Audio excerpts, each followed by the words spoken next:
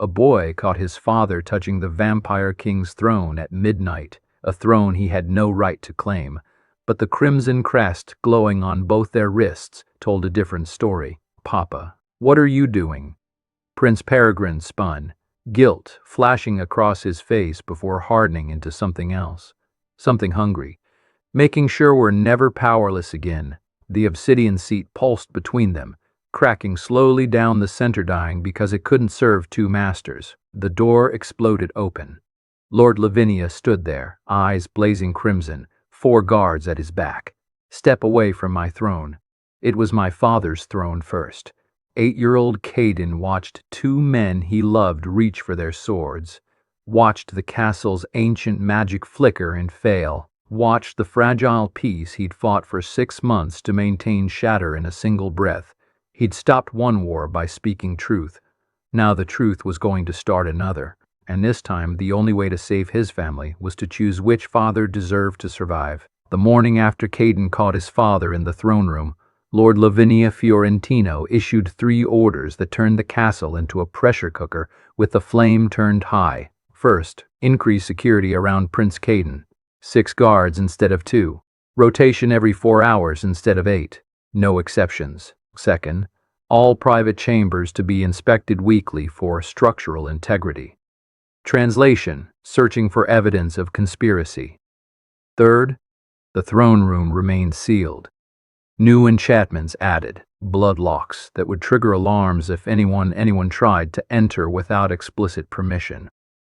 Peregrine interpreted the orders as exactly what they were: leverage disguised as protection.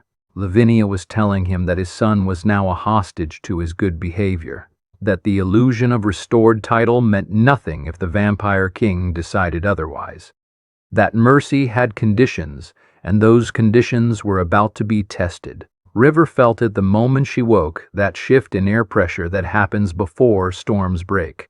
She'd felt it in border towns when debt collectors came calling, felt it in servant quarters when nobles decided someone needed to be made an example of, felt it the night Peregrine's secret was revealed and their whole world inverted. She felt it now, and it made her want to run. But there was nowhere to run to. Not anymore. Lady River Fiorentino, still bizarre to think of herself that way, didn't get to disappear into anonymity when things got dangerous. She wore silk now, sat at high tables, had servants who curtsied when she passed. She was visible, trapped by visibility. Caden sat across from her at breakfast, pushing eggs around his plate without eating. The boy had her husband's dark hair and her own careful eyes, the kind that watched everything and revealed nothing. "You're not hungry?" she asked gently. "I'm not anything." His voice was flat, exhausted in a way 8-year-olds shouldn't understand. "I'm just here, existing, waiting for the next bad thing." River's chest tightened. She reached across the table, covering his small hand with hers. "Your father loves you. Lord Lavinia wants to protect you. Nobody's going to. They're going to fight." Caden looked up, and his eyes held terrible clarity. "Maybe not today. Maybe not this week. But they're going to fight, and one of them is going to die, and everyone's pretending that's not true because I asked them to stop 6 months ago." His voice cracked. "But I can't stop it forever, Mama. I'm 8. I'm not magic enough to hold a kingdom together." Before River could respond, the door opened. A servant, young, nervous, new, bowed slightly. "Lady River, Prince Caden. Lord Lavinia requests your presence in the Eastern Solar, immediately." River's stomach dropped. "Both of us?" "Yes, my lady." Caden slid off his chair, his breakfast untouched. "See, the next bad thing." The Eastern Solar was where Lavinia conducted the meetings he didn't want recorded in official council minutes. Smaller than the throne room, more intimate, which somehow made it more dangerous. Witnesses could be controlled. Intimacy was harder to contain. Lavinia stood by the window, backlit by morning sun that painted him in shades of gold and shadow. Regal, ancient, tired in a way that 3 centuries of existence had earned him the right to be. He turned as they entered, and his expression softened slightly when he saw Caden. "Young prince, Thank you for coming. Did I have a choice? Caden asked, and River wanted to shush him, but also wanted to cheer him because someone needed to say the quiet parts out loud. Lavinia's mouth twitched, not quite a smile, but close. You always have choices, Caden, just not always good ones. He gestured to the seats arranged around a low table. Please, sit. We need to discuss your safety. My father told me the same thing this morning, Caden said flatly, not sitting. He wants me moved to the eastern wing with extra guards. River's breath caught. Peregrine hadn't mentioned that to her. Just like he hadn't mentioned midnight visits to the throne room. Just like he'd stopped mentioning a lot of things lately. Lavinia's jaw tightened almost imperceptibly. And what did you tell him? I asked him who he was protecting me from. Silence stretched like a wire pulled too tight. He didn't answer, Caden continued, his young voice carrying a weight it shouldn't have to bear. So I'm asking you, Lord Lavinia, who needs protecting from whom? The Vampire King studied the boy for a long moment, assessing, calculating, deciding how much truth a child could handle versus how much truth a future political player needed to hear. He chose truth. 3 servants loyal to your father were caught mapping guard rotations near my private chambers last week, Lavinia said quietly. When questioned, they claimed they were ensuring Prince Peregrine's security. The maps included my private routes, times when I'm alone, vulnerabilities. River felt the floor tilt beneath her. No, Peregrine wouldn't he? Lavinia's crimson eyes found hers, and there was something like sympathy in them. Almost pity. Lady River, your husband spent 20 years surviving. Do you know what survival teaches? That trust is a luxury. That power is the only real protection. That the moment you stop planning for the worst is the moment the worst happens. He's not planning to hurt you, River whispered, but the words sounded hollow even to her own ears. Perhaps not. Lavinia moved to the table, unrolling a piece of parchment. But he's planning something, and until I know what, I need to ensure certain arrangements. The parchment showed a floor plan, the eastern wing, Caden's new chambers surrounded by guard posts, locked corridors, exactly 1 entrance and exit. Beautiful. Secure. Prison. You want to isolate my son, River said, and anger burned through the fear like alcohol through a wound. Make him dependent on you. Use him as leverage to keep Peregrine in line. I want to keep him alive. Lavinia's voice was steel wrapped in silk. There's a difference. Is there? Caden asked, and both adults turned to look at him. The boy stood perfectly still, his small hands clenched at his sides. Because it feels like you're both using me. Papa wants to protect me from you. You want to protect me from him. But really, you're just protecting yourselves. You're scared of each other, so you're turning me into a shield. The words landed like daggers, finding soft flesh between ribs. Lavinia's expression cracked just slightly, just enough to show the 300-year-old vampire underneath the regal mask. Caden, you don't understand. I understand that 6 months ago, you both almost killed each other over Mason Clark's lies. I understand that I stopped it by asking you to work together. I understand that the only reason you haven't fought yet is because you're both afraid of what I'll think. Caden's voice grew stronger, louder, edged with something that sounded like rage wearing a child's face. But I can't stop you forever. I'm 8 years old, and I'm tired of being the reason adults don't murder each other. River moved to her son, but Caden stepped back. Small rebellion, huge message. I'll move to the eastern wing, the boy said, looking directly at Lavinia. I'll let you post guards. I'll follow every rule. But I want something in return. You're not in a position to negotiate. Yes, I am. Caden's chin lifted with unconscious nobility, and River saw Peregrine in the gesture, saw the Fiorentino bloodline asserting itself through sheer stubborn will. Because if I refuse, you'll force me anyway, and then everyone will know you're keeping me prisoner. The nobles will talk, foreign ambassadors will notice, and Papa will have exactly the excuse he needs to challenge you publicly. Lavinia's eyes narrowed. You're too young to play these games. Then maybe you shouldn't have taught me the rules. Caden's voice dropped to something quiet and devastatingly adult. I want weekly meetings. With both of you. Together.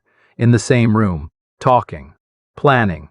Figuring out how to not destroy each other. If you can do that, if you can prove you're actually trying to coexist instead of just waiting for the right moment to strike, then I'll cooperate with whatever security you need. And if we refuse, Lavinia asked softly, then I'll refuse too, and we'll all find out what happens when an 8-year-old with a manifesting crimson crest stops caring about keeping the peace. The threat hung in the air like smoke from a fire that hadn't started burning yet. River stared at her son. This child she'd raised in servant quarters, who'd learned to be invisible before he learned to read, who'd spent his whole short life watching adults make terrible decisions and cleaning up the consequences, and realized he wasn't a child anymore. Maybe he'd never really been allowed to be one. Lavinia was silent for a long moment, his ancient mind working through implications and strategies and the cold calculation of whether an 8-year-old's ultimatum was leverage or liability. Finally, he nodded. Once. Sharp. Weekly meetings. Both of us. Moderated by Counselor Dunlap to ensure civility. But the security arrangements are non-negotiable. You move to the Eastern Wing tonight. Agreed, Caden said, and River heard 20 years of Peregrine's survival instincts echo in her son's voice. That afternoon, as servants moved Caden's belongings to chambers that felt more like gilded captivity than noble privilege, River found herself in the archives. Angel Dunlap had given her access weeks ago, sensing that the former maid needed somewhere to exist outside the suffocating performance of nobility. The archives were 3 floors below ground, carved into bedrock, lined with shelves holding centuries of Fiorentino history. Most of it was boring trade agreements, tax records, census data that nobody would ever read again. But some of it was dangerous. River pulled the leather-bound volume she'd been secretly studying for the past month. The creation and binding of the Crimson Crest, original protocols, and trial documentation. Her hands trembled as she opened to the marked page. She'd read it a dozen times already, but each reading hit like the first disbelief, then horror. Then a strange kind of clarity that comes from discovering the truth is worse than any lie you could have imagined. The Crimson Crest wasn't hereditary. Not originally. It was earned. 300 years ago, when a Fiorentino king died, every potential heir underwent trials, tests of worthiness, challenges that measured not strength or intelligence, but something deeper. The willingness to sacrifice personal ambition for collective good. The throne didn't pass to the strongest claimant, it passed to the one capable of walking away from power if keeping it would hurt the kingdom. And then King Aldrich Fiorentino 3 centuries ago, ambitious and brilliant, and absolutely convinced of his own necessity, had refused the final trial. He'd known he would fail, known he loved the throne more than he loved the people it was meant to serve. So he'd changed the rules, declared blood inheritance divine right, eliminated the trials, locked away the evidence, built a dynasty on the comfortable lie that some people were simply born to rule. Lavinia's entire legitimacy rested on that lie.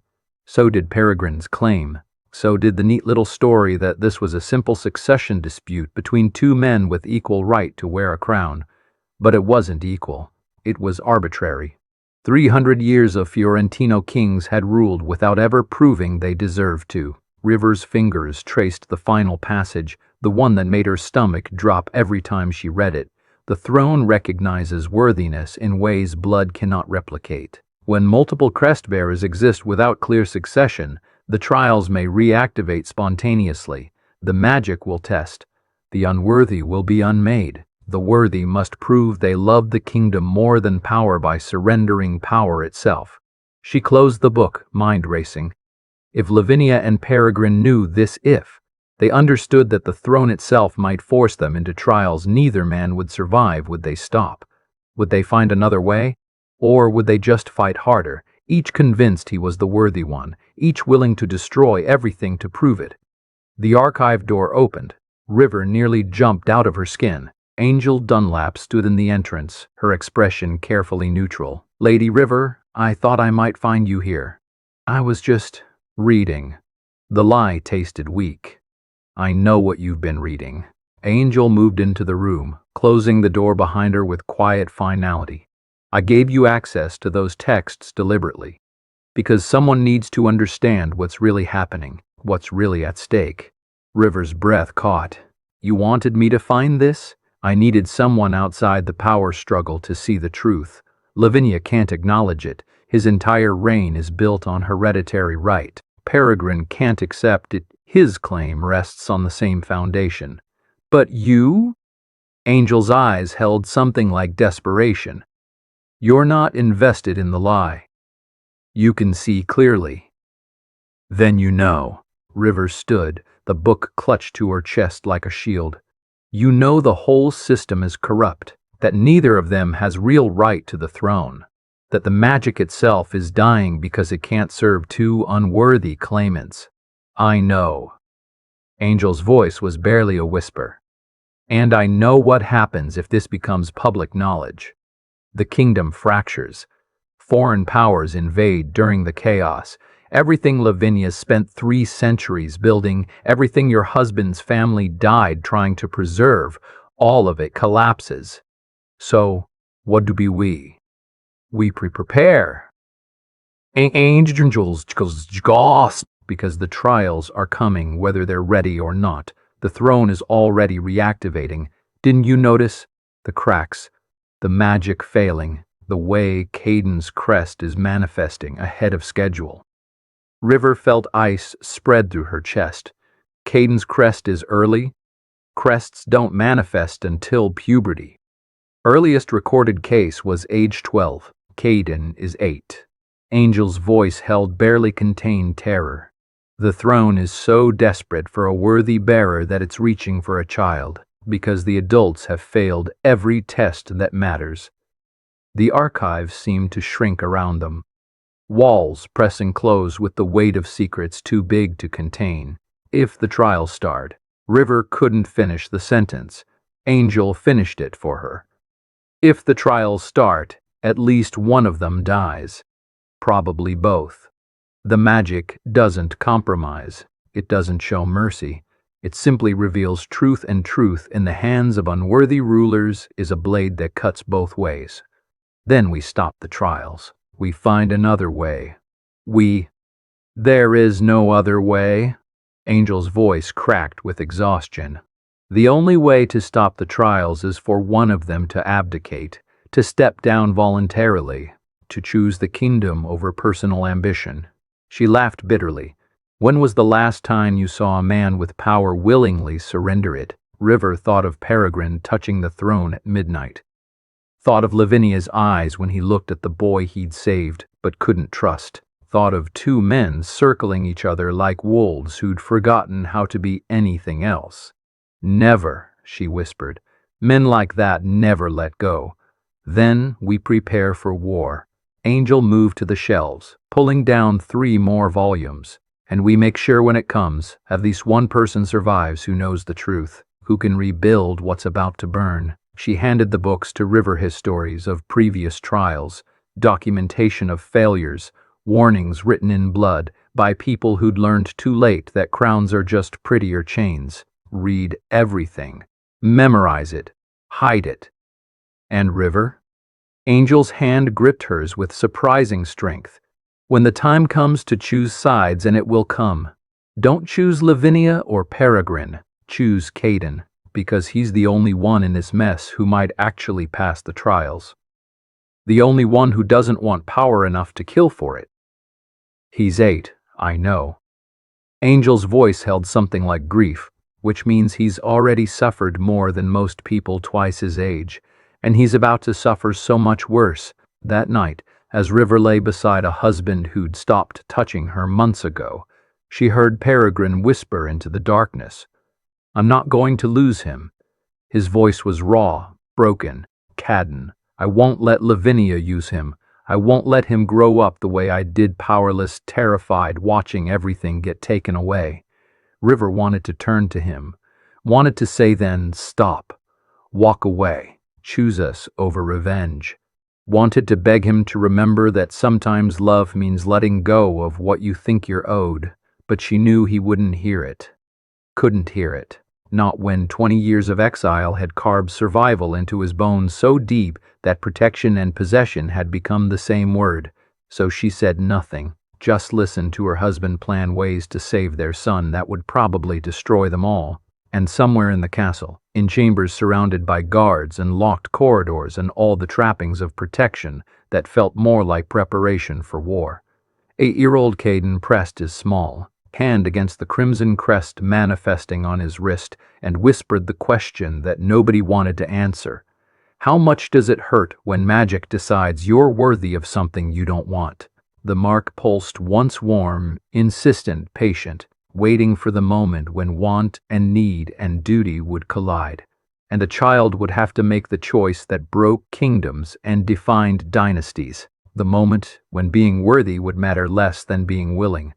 And that moment was coming faster than anyone except the throne itself understood.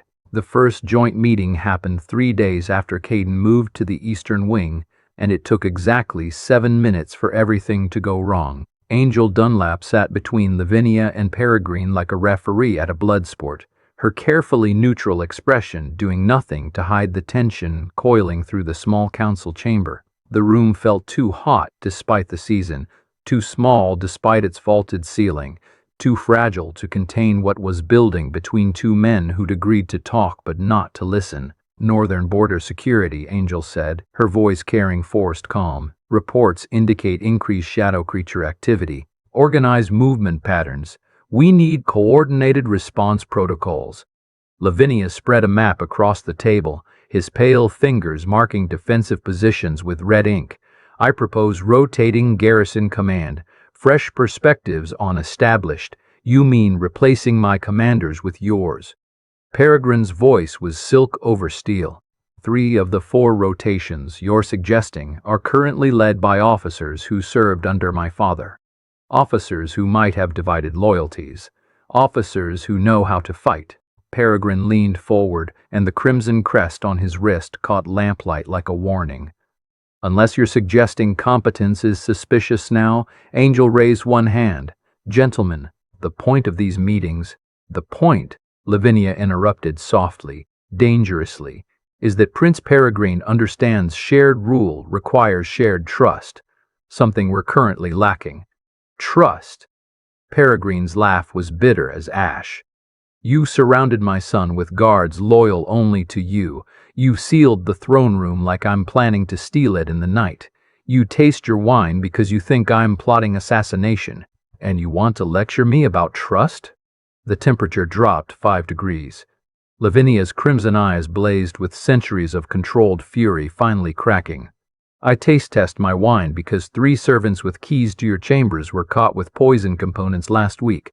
So yes, Peregrine, I think someone in this castle wants me dead. The only question is whether you're actively planning it or just passively allowing it. Silence fell like a blade.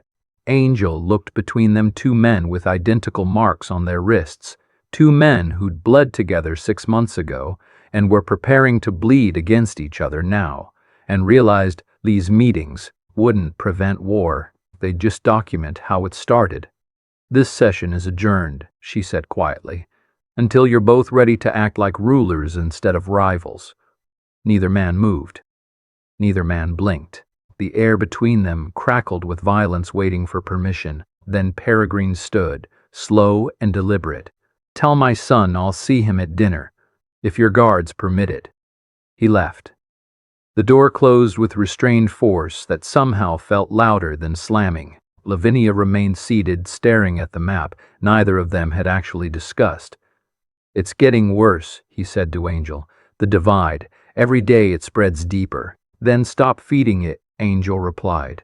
Both of you. I didn't start this, no. You just showed mercy to the wrong man, and now you're too proud to admit it was a mistake.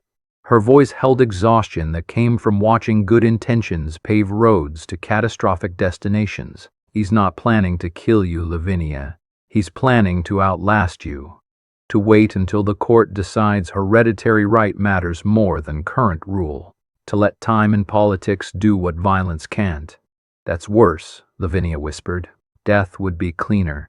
In the gallery above the council chamber, hidden behind carved screens designed for observation, Isolde Moonshadow adjusted her moonstone beads and smiled.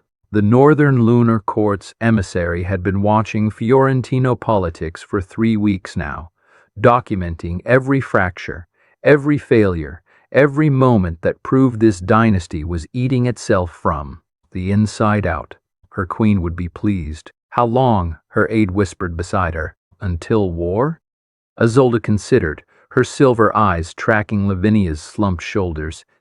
6 months. Maybe less. The child is the only thing holding them together, and children break easier than grown men admit. And when they break, then we offer assistance, protection, alliance. Her smile sharpened, and in exchange for saving what's left of House Fiorentino, we take what we've always wanted: access to their southern ports, control of trade routes, a puppet king grateful enough to sign anything we put in front of him. Which king? Does it matter? They'll both be desperate by then. That night, Caden sat in his new chamber's beautiful prison, gilded cage, and counted the ways his life had become a performance. 6 guards outside his door, rotation every 4 hours like he was treasure or threat, possibly both. Meals delivered on schedule, tasted before he touched them, monitored for who knows what. Lessons with tutors who ask careful questions about his father's mood, Lord Lavinia's demeanor, whether he'd noticed anything unusual. Everyone was recruiting him. Everyone was watching. Everyone was waiting for him to choose a side so they'd know which direction to aim their loyalty. The door opened without knocking. Bold, dangerous, familiar. Nadja entered, his newest tutor, young and sharp-eyed and carrying history texts like weapons. Good evening, Prince Caden. I thought we'd discuss succession law tonight. I'm 8, Caden said flatly. I don't need to know succession law. Don't you? She settled into the chair across from him, arranging her skirts with practiced ease. Your father's tactics saved the eastern flank during the war. Lord Lavinia's strategy held the center. Some say neither could have won alone. She paused, letting it breathe. Makes you wonder what else your father could accomplish, if he wanted to. The recruitment pitch landed like a stone in still water. Caden met her eyes, this woman who thought an 8-year-old wouldn't understand manipulation when it wore a teacher's face, and said, my father could accomplish not tearing this family apart, if he wanted to. So could Lord Lavinia. But they'd rather fight over a throne that's literally cracking under the weight of their egos. Nadja's smile faltered. Just slightly. You can tell whoever sent you, Caden continued, his voice carrying exhaustion older than his years, that I'm not choosing sides. I'm not your symbol. I'm not their weapon. I'm just trying to survive until the adults remember how to stop destroying everything they claim to love. He stood, dismissing her with unconscious authority that came from somewhere deeper than training. Lessons over. Leave. She left. The door closed. 6 guards remained outside, probably reporting this conversation to someone by morning. Caden pressed his hand against his chest, feeling his heart pound against ribs that seemed too small to contain everything he was being forced to hold. The crimson crest on his wrist pulsed once warm, insistent, patient. Outside his window, he heard guards changing shift, heard the whispered conversation that stopped when they realized sound carried. If war comes, the boy decides it. Think he knows. He's 8. What does an 8-year-old know about war? Caden closed his eyes and whispered to the empty room. Everything. I know everything, and I can't stop any of it. Morning training happened in 2 shifts. Lord Lavinia at dawn, Peregrine at midday, because putting both men in the same room with weapons was apparently where Angel Dunlap drew her line. Caden understood. He'd started drawing lines too.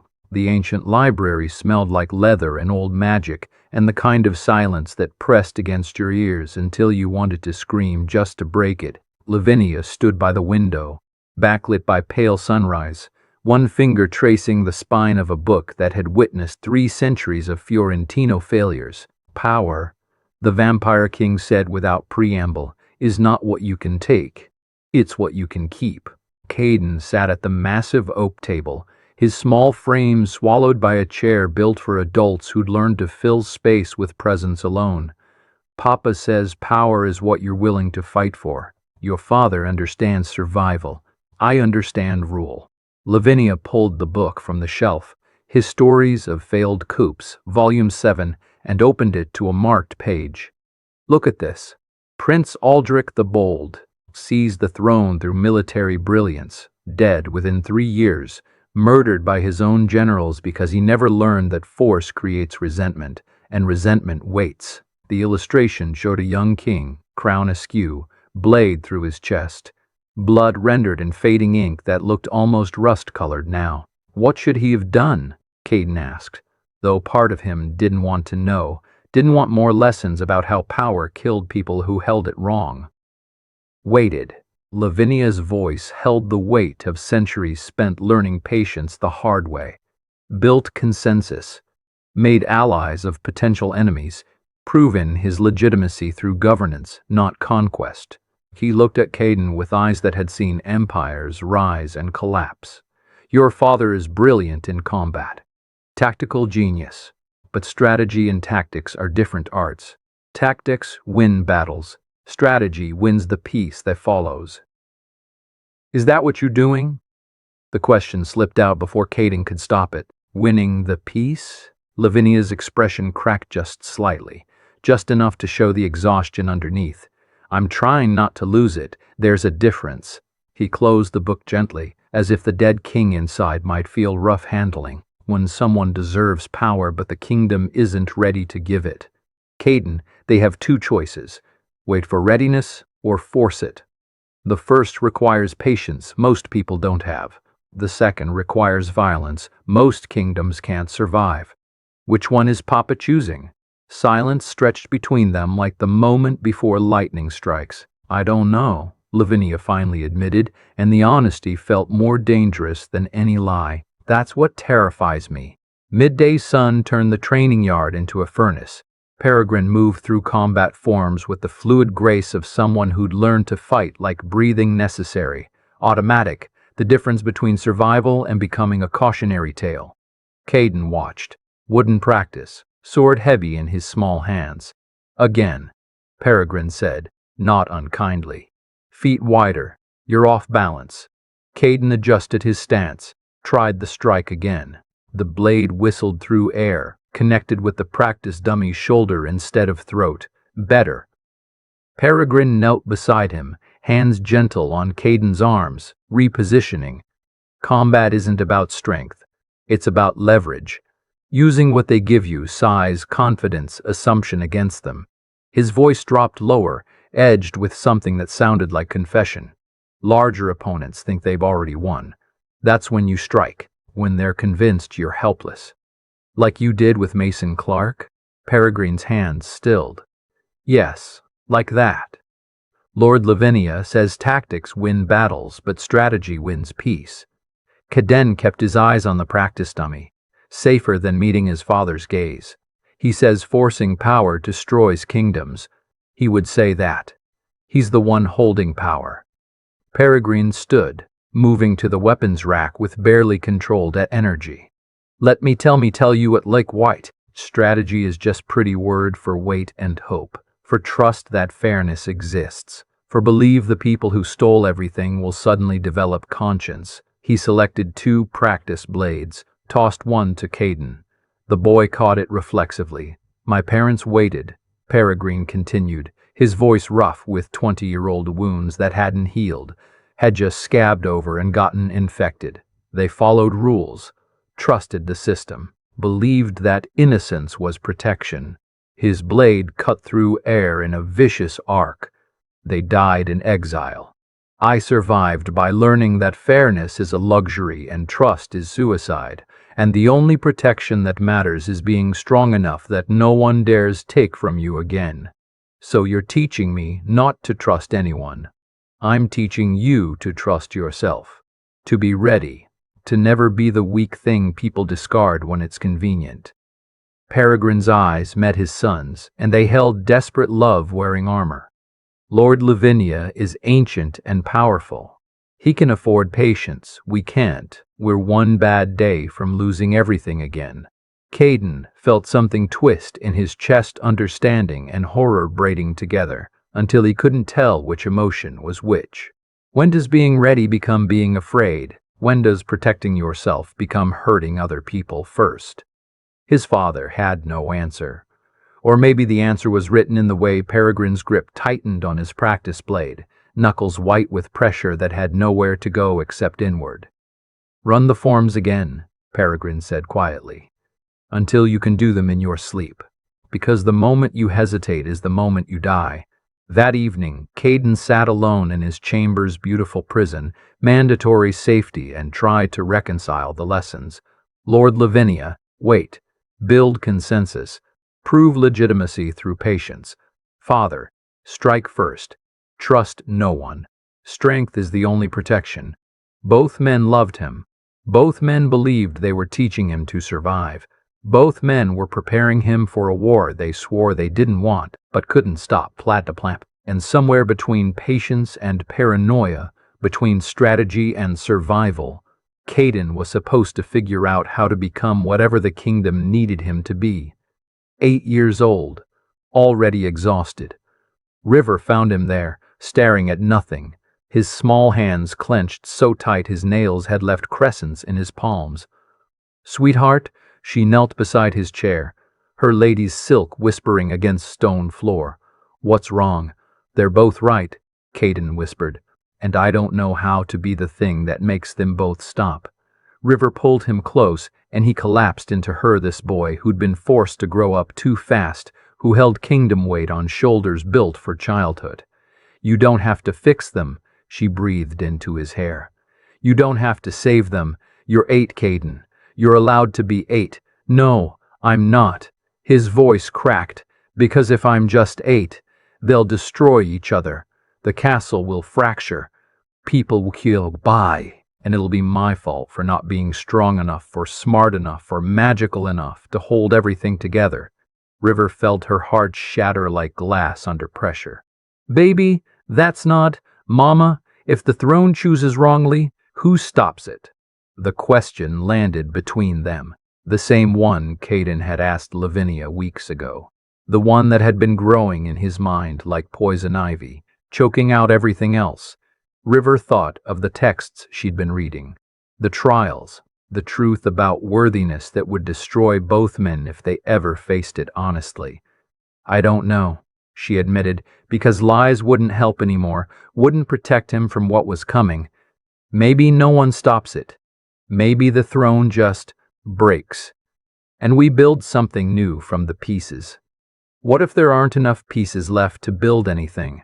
River had no answer, just held her son while he trembled with questions too big for anyone, let alone a child who'd already carried more than his share. Outside the chamber, guards changed shifts, whispered their reports, noted that the young prince seemed distressed, that Lady River had been inside for 20 minutes, that everything was being documented for whoever needed to know. The surveillance was protection, they'd been told. It felt like something else entirely. The invitation arrived on cream parchment sealed with black wax, expensive, deliberate, impossible to ignore. "Lady Ludia Nightfang requests the pleasure of Lady River Fiorentino's company for afternoon tea. Eastern Salon. 3 o'clock. Attendance is anticipated." River stared at the word anticipated and felt her stomach drop. In noble speak, that meant refuse at your peril. She went. The Eastern Salon dripped with wealth that made River's servant background scream in discomfort. Silk wallpaper, crystal chandeliers, furniture that cost more than entire villages. Ludia Nightfang sat at a table arranged with porcelain so delicate it looked like solidified moonlight, her ancient vampire elegance making River feel like a child playing dress-up in stolen clothes. Lady River. Ludia's smile revealed just enough fang to remind everyone what she was. "How kind of you to accept. Did I have a choice?" We always have choices, dear, just not always pleasant ones. Ludia poured tea with practiced grace, the amber liquid steaming faintly. Sugar, cream, poison, antidote? The joke landed like a threat wearing comedy's mask. River sat because standing felt like retreat, and retreat felt like weakness she couldn't afford. What do you want? Direct. I appreciate that. Ludia settled back, studying River with eyes that had witnessed centuries of court intrigue. Your husband has the crest. Your son has both men's attention. You have something far more valuable access. Access to what? To information, to influence, to the king's private chambers where decisions get made and vulnerabilities get revealed. Ludia's voice dropped to silk over steel. There are those of us who believe Prince Peregrine has been treated unfairly, not just by history, but by the present. We would like to ensure certain arrangements are made for young Caden's future. River's hand stayed steady on her teacup through sheer force of will. You want me to spy on Lord Lavinia? Such an ugly word. I prefer strategic observation. Ludia leaned forward, and her smile sharpened. Your husband deserves his birthright. Your son deserves security. All we ask is that you help us understand the king's intentions, his plans. And if I refuse, then you're choosing Lavinia's side. And sides once chosen are remarkably difficult to unchose. Ludia's eyes glittered with something predatory. Neutrality is luxury, Lady River. You're either protecting your family's interests or abandoning them. There's no middle ground in succession wars. River set down her teacup with careful precision, buying herself seconds to think past the pressure squeezing her chest. I need time to consider. Of course. Ludia's smile didn't waver. But don't take too long. Opportunities have expiration dates, and families caught between kings tend to fragment. The word hung in the perfumed air like prophecy. Caden's routine checkup happened in the medical wing's private chamber, stone walls, herb-scented air, the clinical efficiency of healing magic mixed with traditional medicine. Amelia Nightshade, the court physician, pressed her fingers against Caden's wrist, reading his pulse with the focus of someone searching for answers in blood flow and heartbeat. Elevated, she murmured, making notes on parchment. Consistently elevated for the past 3 weeks. I'm fine, Caden said automatically. You're 8 years old with the stress markers of a battlefield commander. Amelia's voice was gentle but uncompromising. Your body is preparing for constant threat, fight or flight, every moment, no rest. That's not sustainable, young prince. River, watching from the corner, felt ice spread to her chest. What does that mean?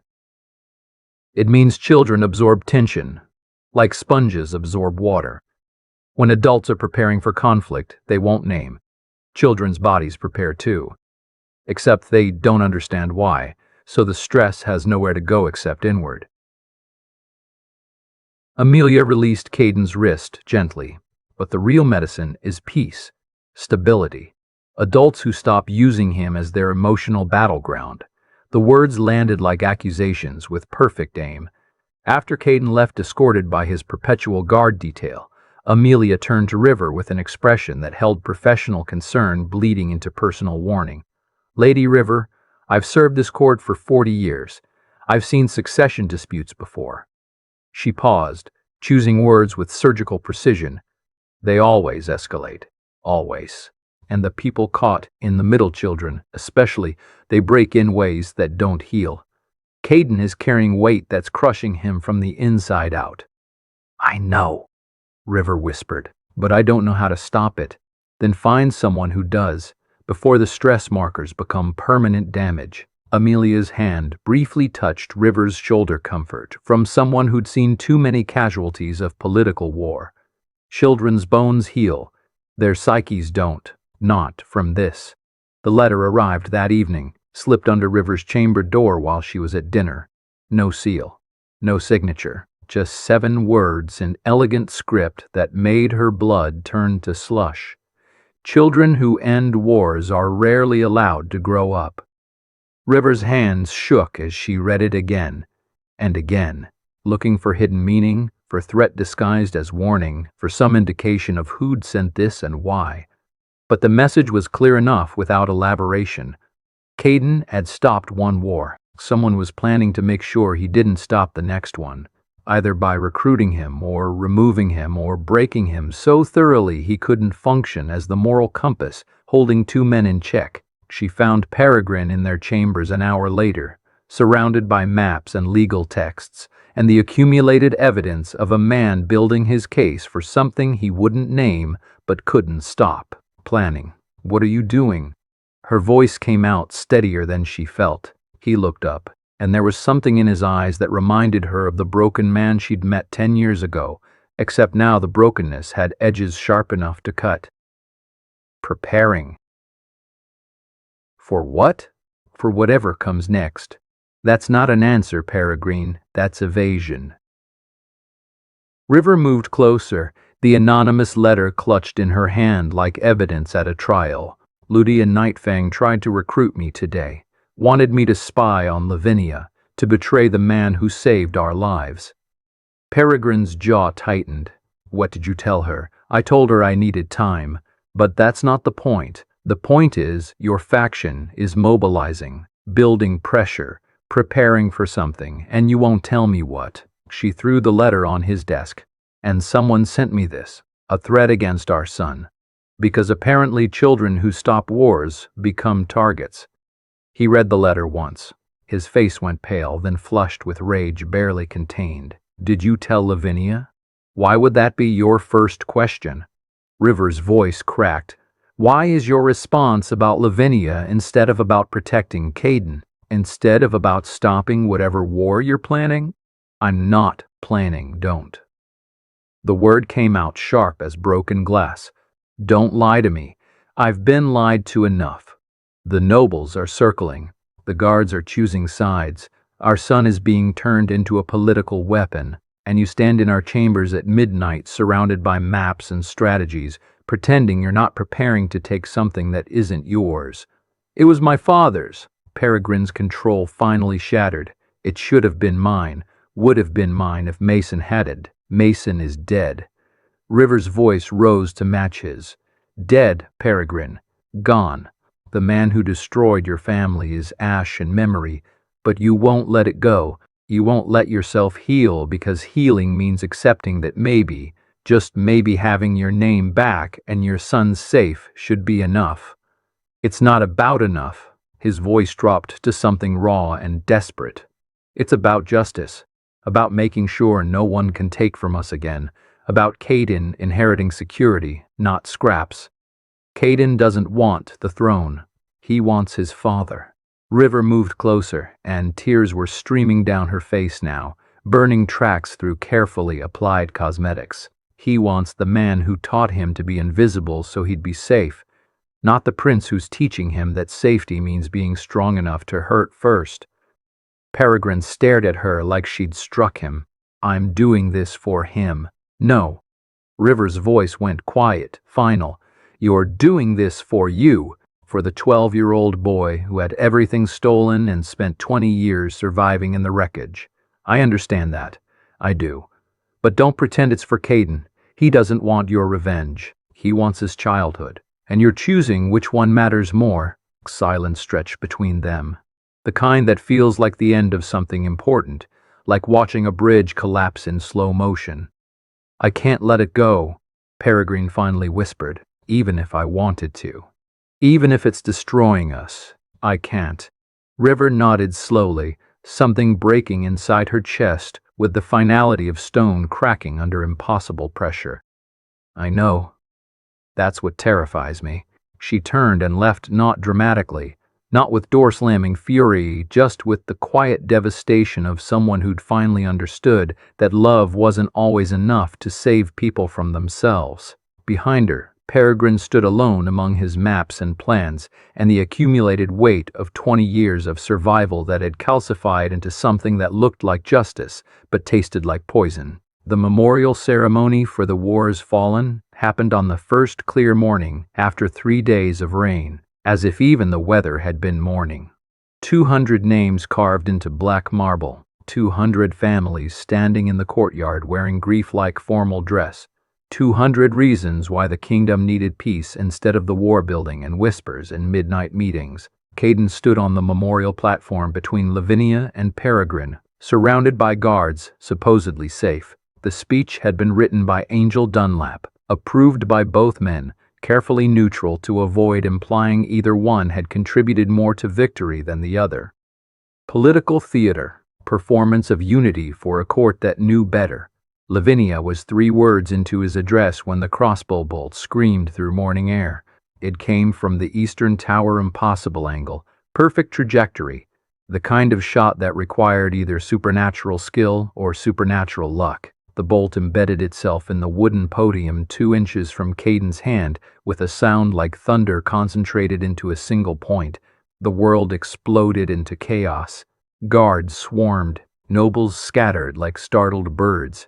Someone screamed high and piercing and absolutely terrified. Lavinia moved with vampire speed, pulling Caden behind him, one hand on his blade. Peregrine was already moving toward the Eastern Tower, fury and terror warring on his face. But Caden didn't move, didn't scream, didn't cry. He stared at the bolt, at the message carved into its shaft, in letters so small only he could read them up close. Choose. Young prince, stay behind me. The voice came from Lucan Shadowheart, captain of the Eastern Guard, recently promoted, his hand on his sword and his eyes scanning the crowd with military precision. He positioned himself between Caden and the tower, human shield wrapped in armor. Did you see the shooter? Lavinia's voice cut through chaos like a blade through silk. No, your majesty. Tower was empty when my men arrived. Lucan's jaw tightened with frustration. Whoever it was, they were gone before the bolt landed. Professional, planned. Peregrine returned minutes later, breathing hard, his crimson crest blazing with fury and magic responding to extreme emotion. The window was open. No trace, no witnesses. His eyes found Lavinia's across the platform. Someone got into your Eastern Tower, past your guards, with a weapon. The accusation hung unspoken but undeniable. Your security failed. Or someone loyal to you let it happen. We'll discuss this in private council, Lavinia said, his voice iron wrapped in ice. After we ensure the prince is secured. They moved Caden to interior chambers, stone walls, no windows, guards posted at every entrance. Safe. Trapped. Same thing, different words. River found him there an hour later, still sitting exactly where they'd placed him, staring at his hands like they belonged to someone else. Baby, are you all right? She knelt, pulling him close, checking for injuries that didn't exist. Caden let her hold him for exactly 5 seconds. Then he pulled back, his young face holding something that looked like calculation wearing a child's features. I'm fine, Mama. Someone tried to kill you. No. His voice was eerily calm. Someone tried to make people think. They tried to kill me. There's a difference. River's blood turned to ice water. What do you mean? The bolt was 2 inches away. A shot that perfect from that distance. If they'd wanted me dead, I'd be dead. Caden's eyes, too old, too knowing, met hers. They wanted to scare people, to force decisions, to make Papa and Lord Lavinia stop pretending they trust each other. You're 8, I'm 8, and I've been watching adults lie for 6 months straight. His hands clenched into small fists. I know what fear looks like. I know what manipulation smells like. And I know this wasn't about killing me. It was about using me. River felt something crack inside her chest, the last fragile hope that maybe, somehow, her son could stay innocent through this. Who would do that? Someone who benefits from war. Caden stood, moving to the window despite guards' protests. Someone who wants Papa and Lord Lavinia to tear each other apart. Question is whether it's someone from outside the castle or someone already inside it. The investigation began immediately. Alistair, blood-born master of whispers, 50 years collecting secrets, face like weathered leather and eyes that missed nothing, brought his findings to Lavinia's private study at sunset. The crossbow bolt was crafted by a smith who died 20 years ago, Alistair said without preamble. during the original Fiorentino purge, Mason Clark's era. Lavinia's eyes narrowed. Someone kept his tools, his methods, or someone wants us to think so. Alistair spread evidence across the desk, the bolt itself, metallurgy analysis, historical records, the inscription, choose, that's new. Whoever made this wanted to send a message, not just kill. They wanted to destabilize. Who benefits? Everyone. Foreign powers who want us weakened. Nobles who think chaos creates opportunity. Prince Peregrine's faction who might want evidence that your security is failing. Alistair paused, choosing his next words with surgical care. Or your own faction, wanting to frame Peregrine as a threat to the boy's safety. The accusation landed like a stone into still water. You think I would endanger a child to make political points? Lavinia's voice was deadly quiet. I think you're 300 years old and you've made harder choices than that. Alistair met his king's gaze without flinching. I'm not saying you ordered it. I'm saying someone loyal to you might have taken initiative, trying to help, trying to prove Peregrine is dangerous, trying to force your hand. Lavinia was silent for a long moment, staring at the bolt that had missed Caden by 2 inches and changed everything anyway. Find them, whoever did this, whichever side they serve, find them and bring them to me.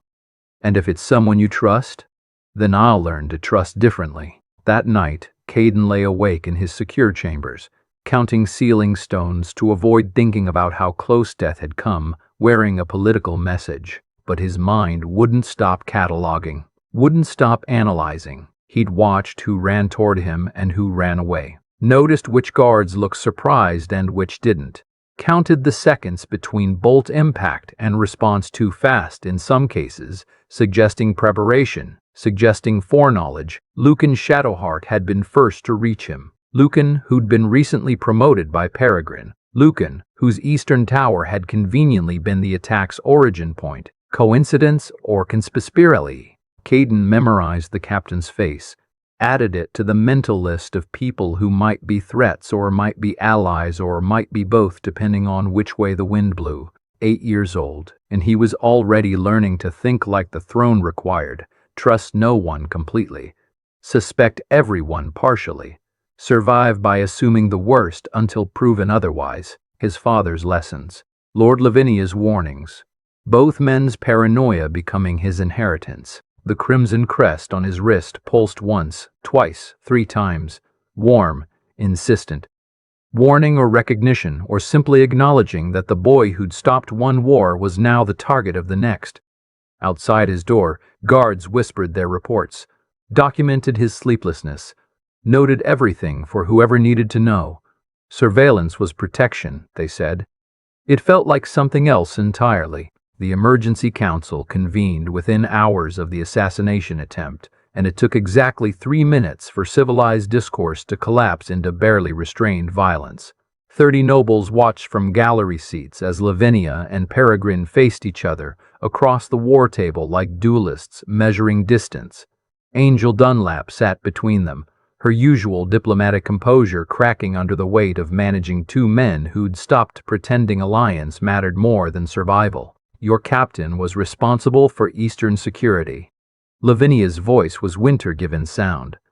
Lucan Shadowheart, recently promoted. The tower where the attack originated falls under his jurisdiction. Your guards led an assassin into that tower. Peregrine's hands pressed flat against the table, white-knuckled with restraint. Either they're incompetent or complicit. Which is worse? An assassin using weapons from your family's era. 20-year-old craftsmanship. Mason Clark's methods. Lavinia leaned forward, crimson eyes blazing. Someone with access to old Fiorentino resources wants my heir threatened. Who benefits from that? The words, my heir, landed like a slap across an open wound. Peregrine's voice dropped to something quiet and lethal. Your heir? Caden is my son, and my kingdom's future. Unless you're suggesting otherwise, I'm suggesting that surrounding him with your guards, isolating him in your wing, Controlling every aspect of his life looks less like protection and more like. More like what? Lavinia stood, and the temperature plummeted. Say it, Peregrine. Accuse me. Let this court hear you claim I'd endanger a child to maintain power. Would you? Peregrine rose to match him, and both men's crests blazed with magic responding to rage barely leashed. You've made harder choices. 3 centuries of ruling teaches pragmatism, doesn't it? Teaches that one child's fear is acceptable cost for kingdom stability. The war table groaned between them, old wood protesting pressure it wasn't built to handle. Angel raised one hand, her voice cutting through tension thick enough to choke on. Gentlemen, this is exactly what the attacker wanted. Division. Accusation. The fracturing and the fracturing. We're just finally honest about it. A voice rose from the gallery, smooth, measured, deliberately reasonable. Perhaps both of you are asking the wrong questions. Malcolm Shadowheart stood, distant cousin to Peregrine, recently surfaced after decades abroad, his presence in court still new enough to feel like opportunity or threat, depending on perspective. Perhaps the real danger isn't internal ambition, but external exploitation. There are kingdoms that would benefit tremendously from Fiorentino instability. His suggestion created just enough doubt to fracture the accusations. Just enough misdirection to make paranoia turn outward instead of inward. The Northern Lunar Court has been watching, Malcolm continued. Their emissary, a souled Moonshadow, reports everything. Every disagreement. Every weakness. They're waiting for the moment we're too broken to defend ourselves. So you're suggesting what? Lavinia's voice held skepticism sharpened by exhaustion. That foreign powers orchestrated an assassination attempt on an 8-year-old to destabilize us? I'm suggesting we're playing exactly into their hands by tearing ourselves apart. Malcolm's eyes moved between both men with calculated concern. United, you're formidable. Divided, you're vulnerable. The attack wasn't meant to kill Prince Caden. It was meant to make you destroy each other. The logic was sound, reasonable, almost convincing. Angel saw through it immediately, saw Malcolm creating smokescreen, buying time, redirecting fury toward shadows instead of each other. Political theater, survival through misdirection. But it worked. The council adjourned with foreign threats to investigate, instead of internal betrayals to prosecute. For now, within 3 days, the fracture became visible architecture. Guards began clustering eastern wing positions filled with faces loyal to Peregrine, western wing with Lavinia's veterans, not openly hostile, not yet, just divided. Choosing sides through proximity and silence, and the careful choreography of who stood where during shift changes. Servants whispered about which master they truly served, whose orders took precedence when commands conflicted, whether neutrality was possible or just delayed decision that would cost them later. Noble families sent their children away framed as educational opportunities or health retreats, really just removing vulnerable pieces from a board where violence felt increasingly inevitable. The throne room was used less, private councils more. The great hall where the kingdom's heart should have beaten grew cold from disuse. River watched it happen from her position between worlds too noble to be ignored, too recently elevated to be trusted, too aware of what was coming to pretend otherwise. She found Angel in the archives one evening, surrounded by historical texts about previous succession crises, all of them ending the same way: blood on marble, ashes in the dynasty, kingdoms fractured beyond repair. It's happening faster than I expected, Angel said without looking up. The split usually takes years. We've managed it in months. What happens when it's complete? River asked, though she already knew. War, not the external kind, the internal kind. The kind where brother kills brother and calls it justice, where loyalty becomes treason depending on which side wins. Angel finally looked up, and her eyes held something close to despair. The kind where everyone loses, even the survivors. Can it be stopped? Only if one of them steps down, yields, chooses kingdom over crown. Angel laughed bitterly. When was the last time you saw that happen? River thought of Peregrine touching the throne at midnight. Thought of Laminia's eyes when he looked at the boy he'd saved but couldn't trust. Thought of two men who'd rather die than surrender what they believed they were owed. Never, she whispered.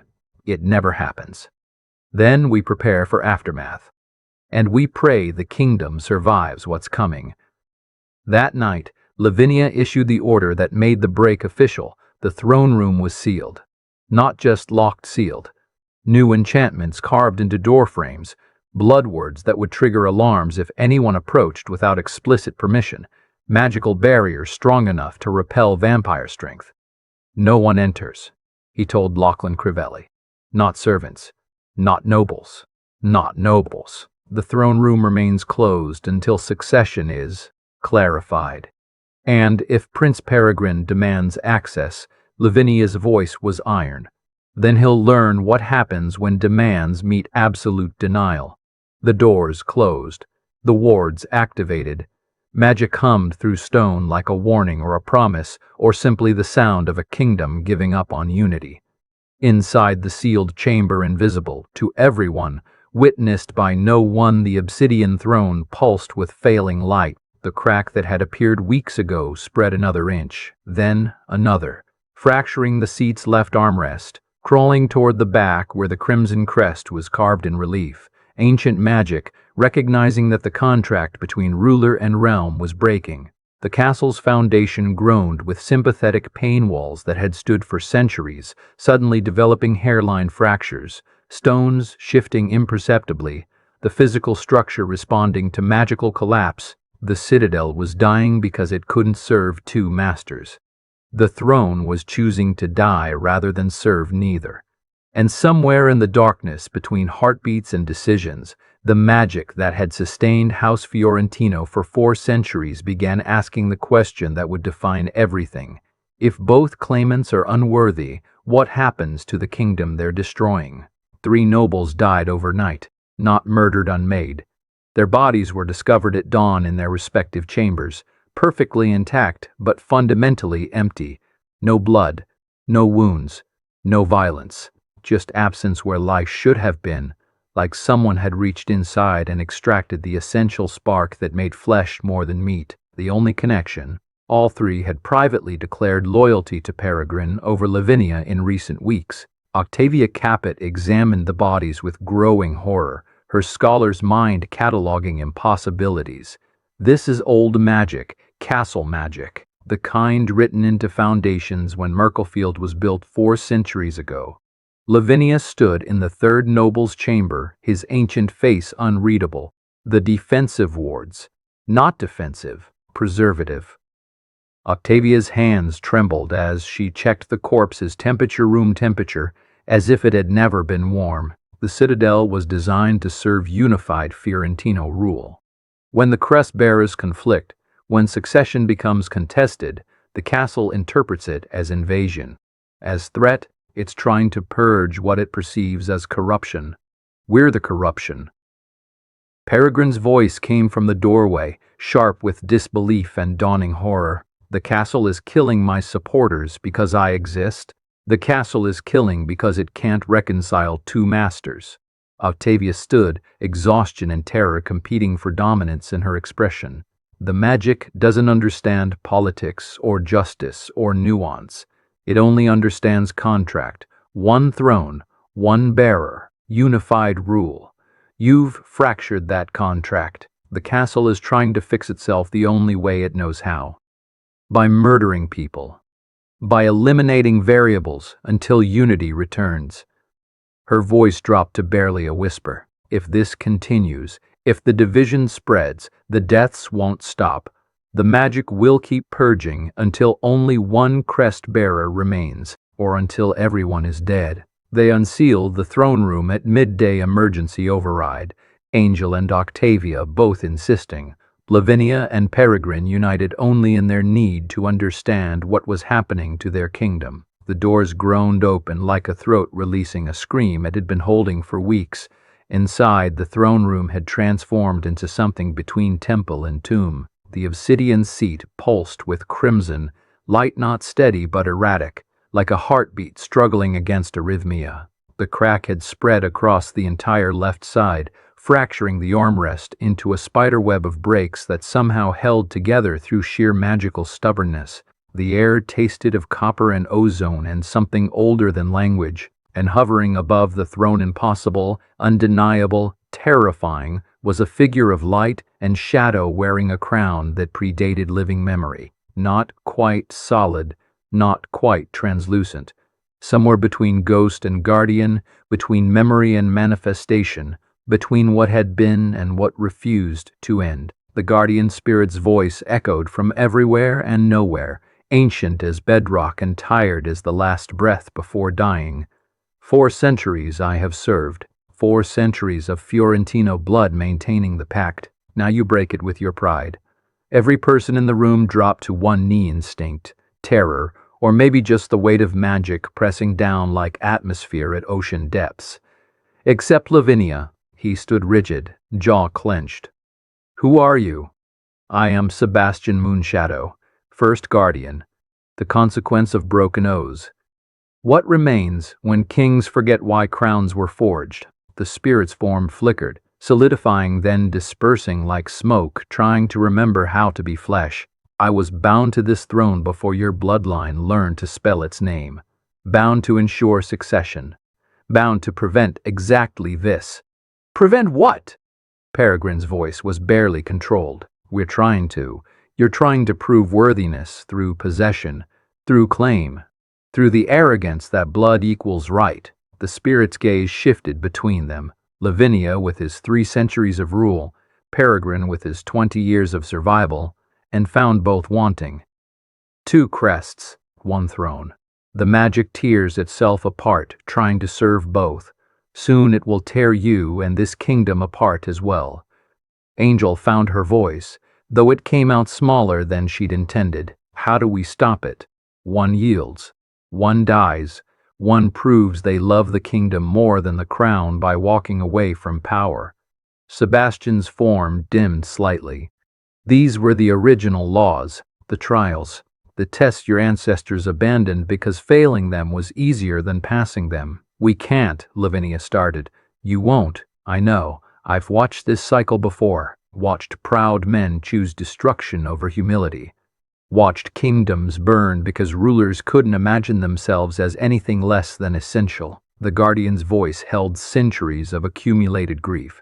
So the castle does what it was designed to do. It purges, it eliminates, it kills until unity returns or nothing remains. The throne pulsed brighter once, twice, 3 times like a dying heart trying to remember rhythm. The magic is failing. When it fails completely, Merkelfield falls. Every ward, every protection, every enchantment holding back the darkness beyond your borders gone.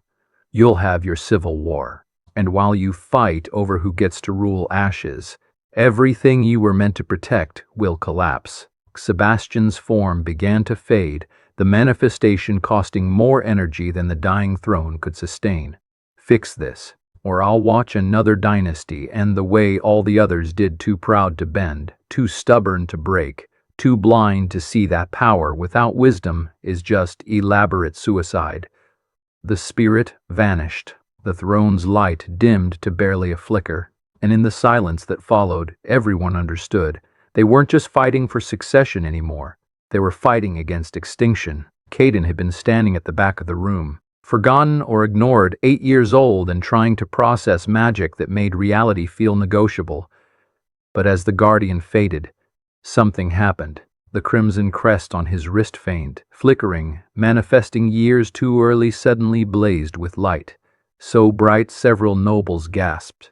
The boy walked forward, drawn by something deeper than choice, his small feet carrying him toward the throne that was killing his kingdom. Caden, stop. River started forward, but Angel caught her arm, sensing something larger unfolding. The boy reached the throne, touched it with his unmarked hand. The crack stopped spreading. For the first time in weeks, the throne's light stabilized, not healing, but not worsening. Just pausing, waiting, and in the space above the throne where Sebastian had manifested, a flicker of light returned. the guardian spirit's presence, barely visible, barely coherent. Watching the child, then impossibly, ceremonially, with the weight of 4 centuries of service bending toward one moment, the spirit knelt. The third crest, Sebastian's voice whispered, already fading again. The magic sees, possibility, potential unburdened by claim. The throne recognizes. The manifestation dissolved completely, energy spent, leaving only the echo of words that changed everything. Silence held the room like a held breath about to be released as scream. Isolde Moonshadow stood in the gallery, moonstone beads clicking softly as she adjusted them with trembling fingers. She'd come to witness political theater. Instead, she'd witnessed magic itself choosing a child over kings. She turned to her aide, voice carefully controlled despite the chaos ricocheting through her mind. Tell the queen. The Fiorentino succession just became a 3-way war, and the child doesn't even know he's a player yet.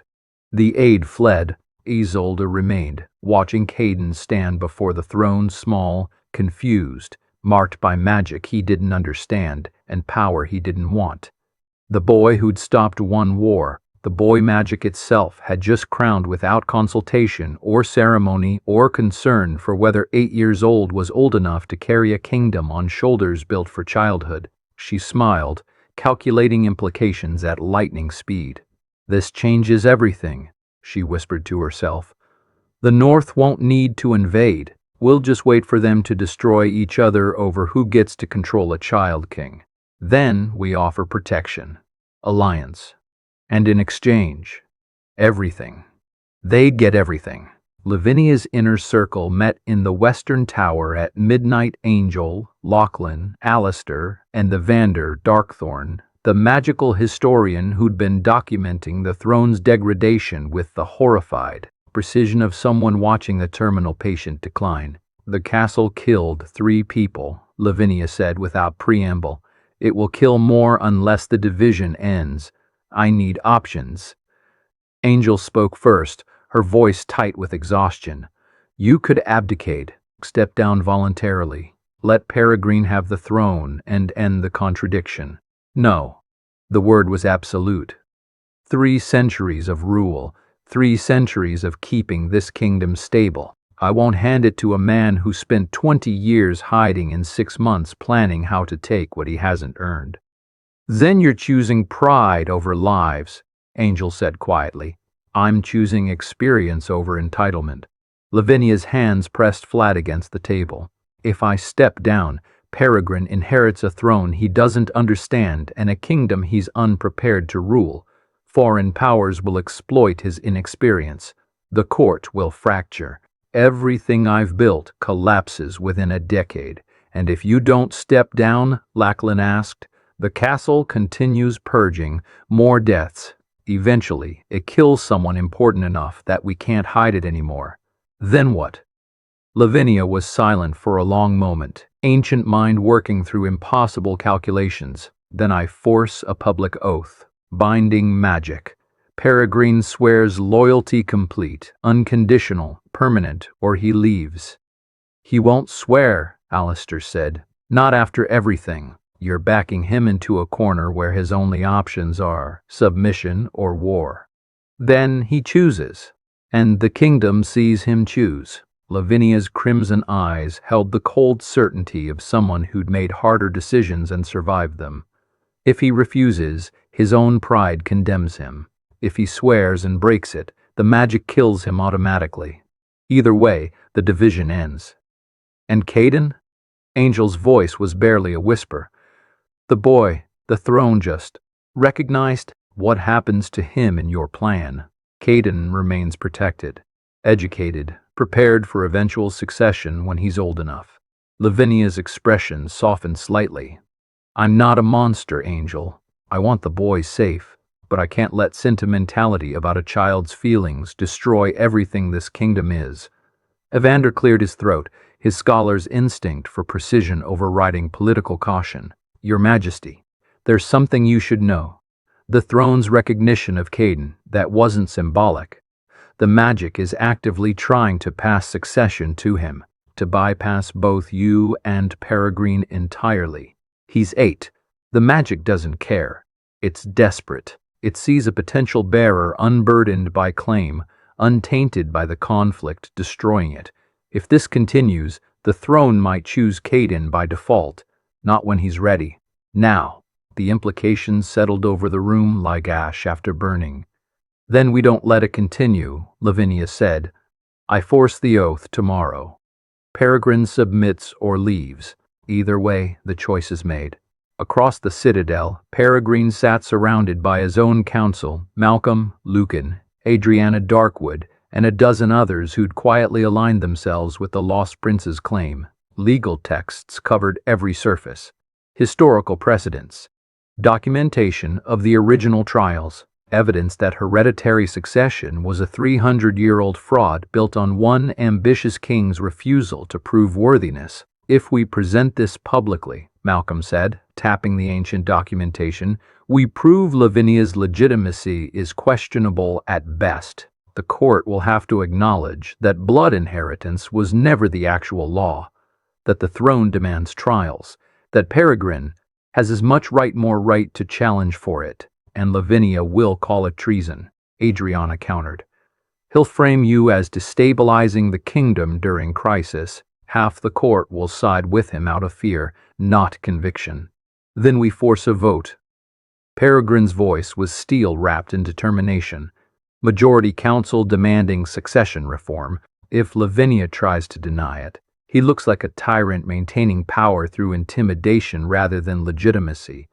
And if he calls for trial by combat, Lucan asked quietly. Peregrine's hand moved to his sword hilt, unconscious gesture, revealing truth. Then we find out if 3 centuries of experience beats 20 years of survival. Malcolm leaned forward, his expression carefully neutral. There's another option, one you haven't considered, which is use Caden, not as weapon as legitimacy. Malcolm's voice dropped to something almost gentle. The throne recognized him. Magic itself knelt to your son. If you position yourself not as claimant, but as regent protecting Caden's claim until he comes of age, you gain moral high ground Lavinia can't match. Peregrine's jaw tightened. I'm not using my son as political shield. You're already using him as moral leverage, Adriana said bluntly. Every time you invoke his safety, his future, his inheritance, that's use. Malcolm's just suggesting you make it official. The words hit like physical blows because they were true. Peregrine had been weaponizing Caden's existence since the moment the boy's crest manifested, telling himself it was protection, calling it love, knowing deep down it was strategy wearing a father's face. I need time to think, he said, and everyone heard what he didn't say. I need time to convince myself this is still about justice. River found Peregrine hours later in their chambers, maps and legal texts spread across every surface like evidence of obsession. She closed the door quietly, carefully, like someone approaching wounded animal. Peregrine? He didn't look up. Not now, River. Yes, now. Her voice held something new, not anger exactly, but the exhausted certainty of someone who'd finally stopped hoping things would get better on their own. Because tomorrow, you're planning something. I can see it. Everyone can see it. And before you do whatever you're about to do, I need to say this. He finally looked up, and his eyes held 20 years of accumulated wounds that hadn't healed, had just calcified into armor. If you win, River said quietly, you lose him. What? Caden. Her voice broke. If you take the throne, Lavinia's faction won't accept it. There will be challenges, assassination attempts, endless conflict. Our son will grow up in the center of it, target, symbol, weapon. He'll never be safe, never be normal, never be just a boy. She moved closer, tears streaming now. He'll become you. Broken by politics, traumatized by power, learning that love is just another word for leverage. I'm doing this for him, no. The word came out sharp as broken glass. You're doing this for you. For the 12-year-old who had everything stolen. And I understand. I do. But don't pretend it's for Caden. He doesn't want the throne. He wants his father, and you're choosing which one matters more. Peregrine's hands trembled. I can't let it go. Even if I wanted to. Even if it's destroying us. I can't. I know. River's voice held terrible gentleness. That's what terrifies me. Because if you can't let go, then I have to. I have to choose our son over our marriage. His childhood over your revenge, and I don't know if we survive that.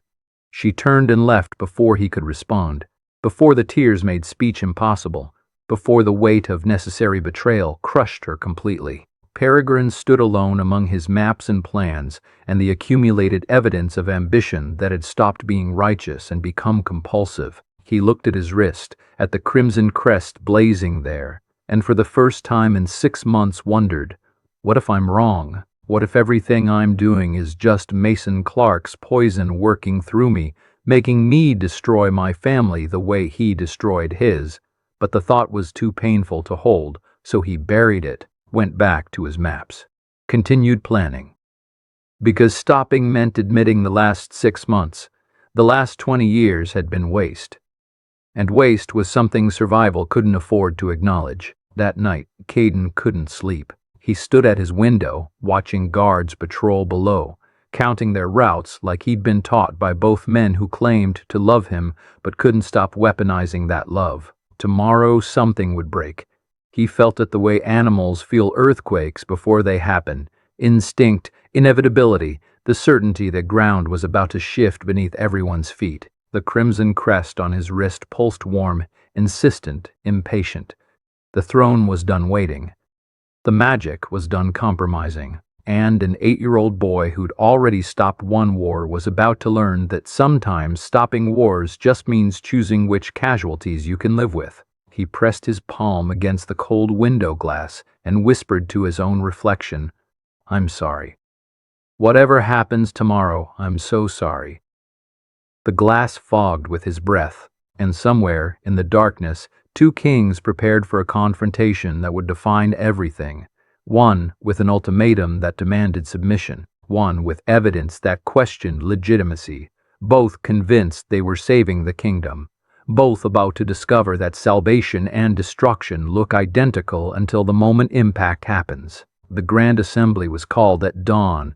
Every noble, every guard captain, every person of influence summoned to witness what would either be resolution or the formal beginning of civil war. The throne room had been unsealed for this. The obsidian seat sat on its dais, cracked and pulsing with dying light, the physical manifestation of a kingdom tearing itself apart from the inside out. Lavinia stood on the throne's right, his faction clustered behind him like an army, awaiting orders. Angel with resignation in her eyes, Lachlan with hand on sword hilt, nobles who'd chosen stability over justice because stability kept them breathing. Peregrine stood on the throne's left, his people arranged with equal precision, Malcolm with calculated calm, Adriana with ancient texts clutched like weapons, supporters who'd chosen birthright over pragmatism because birthright felt like redemption for everyone who'd ever been discarded. Between them, the crack in the throne spread another inch. The castle groaned. 3 more nobles had died overnight. The purge was accelerating. Lavinia stepped forward, his voice carrying through the massive chamber with 3 centuries of command. We are here because division is killing us, literally. The castle's magic cannot serve 2 masters. So I offer resolution. His crimson eyes fixed on Peregrine with absolute certainty. Prince Peregrine Fiorentino will swear binding oath of loyalty, complete, unconditional, permanent. The magic will seal it.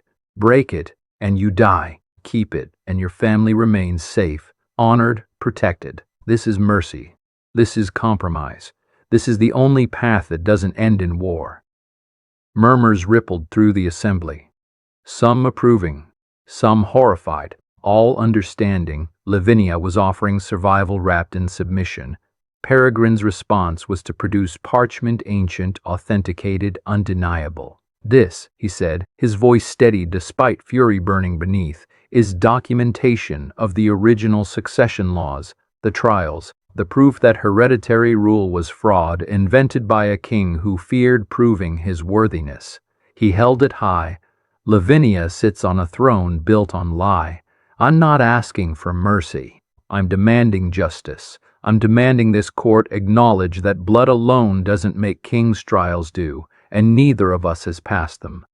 The assembly erupted, nobles shouting, guards moving to intercept potential violence, Angel raising hands for order that wouldn't come. Both men had their weapons drawn, now not swords, but ultimatums sharper than steel. Lavinia's binding oath, Peregrine's delegitimizing evidence, nuclear options deployed simultaneously. The throne pulsed brighter, desperate, dying, trying to choose between impossible alternatives.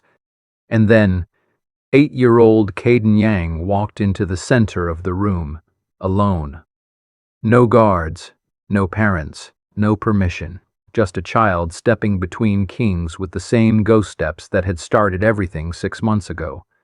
The shouting stopped like throat cut mid-scream. "You taught me how to rule," Caden said, his young voice somehow carrying through the massive chamber, through the shock, through the sock and through the silence that felt like the moment before lightning strikes. "Lord Lavinia taught me about consequence, about patience, about the weight of decisions that affect thousands. My father taught me about justice, about fighting for what was stolen, about never accepting that power makes someone right." He turned slowly, meeting eyes noble and servant, vampire and human, those who'd chosen sides and those still deciding. "You both taught me well, so well that I can see what you're doing, what you're really doing." Lavinia's expression cracked slightly. Peregrine's jaw tightened. "You're not fighting for the kingdom. You're fighting because you both believe you're owed something. Maybe you are. Maybe you both are." Caden's voice grew stronger, older, edged with something that sounded like exhausted fury wearing a child's face. "But the kingdom doesn't care what you're owed. The people don't care what you deserve. They care whether they survive what comes next." He looked at Lavinia. "You showed my father mercy, restored his name when you could have had him executed, gave us safety when we had nothing. But now you're preparing to force an oath that would make mercy a chain. That's not protection, that's control." The vampire king's hand fell from his sword hilt. "Father, you taught me that justice matters more than peace, that standing up to power is worth the risk. But now you're using evidence to challenge a king who saved our lives. That's not justice. That's revenge wearing prettier mask." Peregrine looked like he'd been struck. "You both gave me tools. You forgot to teach me when not to use them." Caden's voice dropped to something quiet and devastatingly adult. "You forgot to teach me that sometimes the right choice is to walk away, to say, this isn't worth what it costs." The throne's light flickered once, twice, responding to truth spoken without armor. "I have the third crest." Caden raised his wrist. The faint glow was undeniable now, brighter in the throne room's presence. Magic recognizing magic. "The castle chose me because I don't want the throne. The magic recognizes someone who won't destroy everything trying to claim it." He looked between the two men who'd shaped him, one ancient and exhausted, one wounded and desperate, and made the proposal that would either save them or condemn them all. "So here's what happens. Neither of you sits on the throne, not until you prove you can rule together. Not until the crest bearers serve the kingdom instead of making the kingdom serve them. Weekly councils, joint decisions, proof that two kings can coexist without murdering each other or everyone around them." Gasps rippled through the assembly. This was heresy, unprecedented, impossible. "I'm 8 years old. I don't know how to rule, but I know how to spot a war that shouldn't be fought, and I know." His voice finally cracked, the child breaking through. "I know I don't want to choose which one of you dies." The throne exploded with light not violent, but definitive. The crack stopped spreading. The pulse steadied, not healing, not yet, but stabilizing. And above the throne, Sebastian Moonshadow's spirit materialized again, faint, exhausted, but present. The boy sees clearly, the guardian's voice whispered through the chamber. Blood and birthright matter, nothing if wisdom is absent. Let the third crest mediate until unity returns. Let the throne wait for rulers worthy of sitting upon it. The spirit faded. The throne went dormant, not dead, just sleeping, waiting. Lavinia and Peregrine stared at each other across the chamber, across the boy standing between them, across a chasm neither knew how to bridge. The binding oath remained unsworn. The evidence remained unpresented. The war remained unfought, because an 8-year-old had done what 300-year-old wisdom and 20 years of survival couldn't. He'd exposed the truth that both men were too proud to acknowledge. They were destroying what they claimed to love, and love real love. Not the possessive kind meant stopping. The impossible truce held for exactly 3 weeks before everyone realized stopping a war wasn't the same as ending one. Neither side could move without becoming the villain who defied a child's plea for peace. Lavinia couldn't force Peregrine out without looking tyrannical. Peregrine couldn't challenge the throne without looking like he was willing to traumatize his own son for power. So they existed in suspended war. Every smile tactical, every conversation negotiation, every meal a chess match where the pieces were still learning which king they served. The castle entered a state of calcified tension, not healing, just hardening around the fracture like bone growing over a break that never set properly. Isolde Moonshadow delivered her queen's message publicly in the throne room, her voice carrying diplomatic courtesy that barely masked calculation. The lunar court recognizes the unique succession arrangement of House Fiorentino. We will observe with great interest how this unprecedented situation develops. Translation: we're waiting to see which one of you breaks first, then we'll exploit the weakness. She smiled at Caden, 8 years old, and suddenly the most important person in the kingdom, and the boy felt his stomach turn with understanding. He'd stopped being their son. He'd become their leverage, and everyone from here to the northern borders was watching, measuring, planning how to use him. Later that week, Maximilian Bloodlust arrived, vampire ambassador from the Eastern Empire, old enough to remember when Fiorentino was 3 separate kingdoms that murdered each other regularly. His private council with Lavinia carried the weight of threat wrapped in concern. My emperor grows troubled about stability in the region, Maximilian said, his ancient eyes holding centuries of witnessed collapses. A child mediator is unconventional. If this arrangement fails, we may need to intervene. For everyone's safety, you understand. Translation: civil war makes you vulnerable to conquest. We're prepared to pick up the pieces, possibly before they've finished falling. The foreign powers hadn't invaded. They'd simply positioned themselves to inherit whatever remained after the Fiorentinos finished destroying themselves. Imry Shadowheart arrived uninvited, unannounced, and unnervingly certain he had information no one wanted to hear. The prophetic scholar was young, maybe 30, but his eyes held the exhausted wisdom of someone who'd seen too many futures and liked none of them. He spread ancient texts across the emergency council table, his hands trembling slightly. I'd been translating the original trial documentation, the ceremonies your ancestors abandoned 300 years ago. His finger traced faded script. They weren't stopped because blood inheritance was better.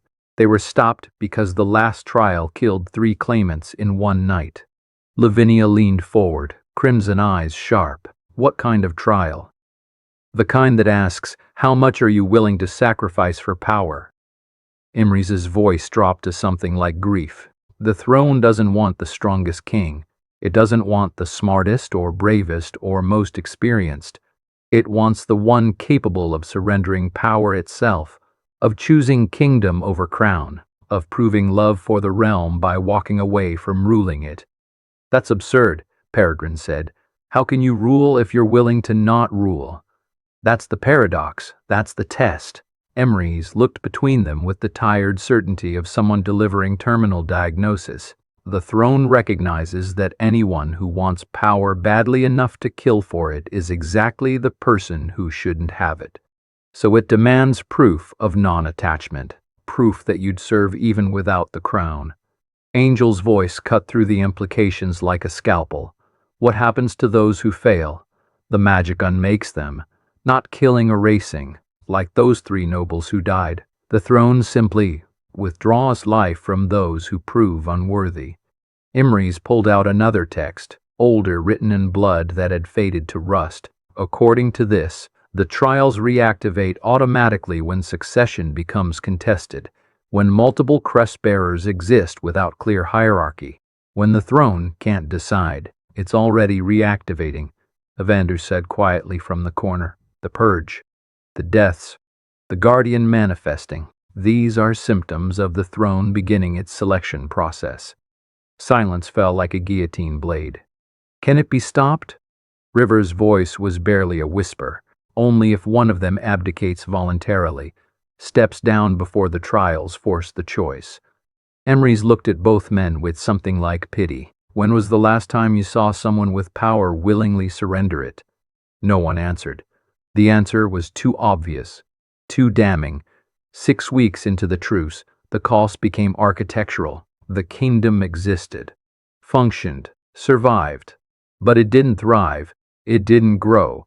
It simply maintained itself like a body in medically induced coma, alive but not living, breathing but not conscious. Lavinia remained king in name. He sat the throne during formal occasions, commanded the military, held ultimate authority, but everyone knew it was conditional now. His power rested on Caden's continued neutrality and Peregrine's continued patience. One sharp word from the boy could unravel everything. He'd become a king who ruled by permission of a child. The humiliation ate at him daily, hourly. Every moment he had to acknowledge that mercy had transformed into the chain River predicted. Peregrine remained prince in name. He held title, commanded respect, managed eastern territories. But guards shadowed him constantly. His correspondence was reviewed for security purposes. His meetings were observed, his movements tracked like someone on permanent parole. He was free in name only. The castle had become a beautiful prison where his sentence was indefinite and his crime was existing with the wrong bloodline. Caden remained the third crest, the boy who'd stopped one war and couldn't figure out how to prevent the next. Nobles bowed. Servants whispered prayers. Foreign dignitaries requested audiences if he were already crowned. But he had no friends, no privacy, no childhood, just endless responsibility he never asked for and couldn't escape. 8 years old and already so tired that sleep felt like luxury instead of necessity. The discovery happened during routine repairs. A servant noticed the throne room's foundation stones had shifted slightly during the magical purge. When Octavia and Evander investigated, they found something that changed everything: a sealed chamber beneath the throne itself. Ancient, intentionally hidden, locked with wards that had weakened when the throne cracked. They excavated carefully, breaking seals that had held for 3 centuries, descending into darkness that smelled like old magic and older secrets. Inside, original documentation of the Crest trials, prophecy fragments written in blood, evidence that the current succession system was created by a Fiorentino king who'd failed the trials and changed the rules rather than step down. River's research was right. The entire hereditary monarchy was built on fraud. But there was something else, something worse. A prophecy written in 3 languages, ancient Fiorentino, vampire script, and human common, ensuring no one could claim misunderstanding. When 3 crests burn and 2 kings bleed, the true heir walks the third path or the dynasty dies screaming. Angel read it 3 times, her scholarly precision warring with mounting horror. This isn't metaphor, this is prediction, prophecy, something that will happen, not might happen. 3 crests, Evander murmured. Lavinia, Peregrine, Caden. 2 kings bleed obviously, but the true heir walks the third path. He looked at the others with dawning realization. What if Caden isn't mediator? What if he's actual heir? What if the throne is trying to pass succession to him? Not eventually, but now. He's 8. The magic doesn't care. Octavia's voice shook. It's desperate. It sees the adults failing every test, so it's choosing the child because children haven't learned to lie about what they want yet, because an 8-year-old who doesn't want the throne is more worthy than 2 men who'd kill for it. They stood in that hidden chamber, surrounded by evidence that would destroy both men's claims to legitimacy, and understood this wasn't information. This was detonation waiting for someone to light the fuse. If this becomes public, Angel couldn't finish. Evander finished for her. If this becomes public, the kingdom tears itself apart. Lavinia's legitimacy evaporates. Peregrine's claim becomes historically proven, but politically impossible, and Caden becomes the only legally valid heir to a throne that will kill him trying to claim it. Then we keep it secret, River said, her voice hard with maternal desperation. We bury this deeper. We pretend we never found it. We can't. Angel gestured at the chamber. The servants know we excavated. The nobles will ask what we discovered. We can keep specifics quiet, but the existence of hidden documentation, that spreads within hours. They looked at each other in the tomb-like darkness, each calculating the same impossible equation: truth or survival, revelation or protection, detonation or containment. There was no good answer, just different flavors of catastrophe. 6 months after Caden's speech, the kingdom had adjusted to its strange new reality, with the grim efficiency of people who'd learned that survival meant accepting the unacceptable. Lavinia remained king diminished. He still sat the throne during formal occasions, still commanded the military, still held ultimate authority. But everyone knew it was borrowed now. His power existed at the sufferance of an 8-year-old's neutrality. One word from Caden, one shift in the boy's allegiance, and 3 centuries of rule could evaporate overnight. The humiliation had carved lines into his ancient face that 300 years of warfare hadn't managed. He'd become a king who ruled by permission, and the awareness ate at him like slow poison, constant, corrosive, impossible to ignore.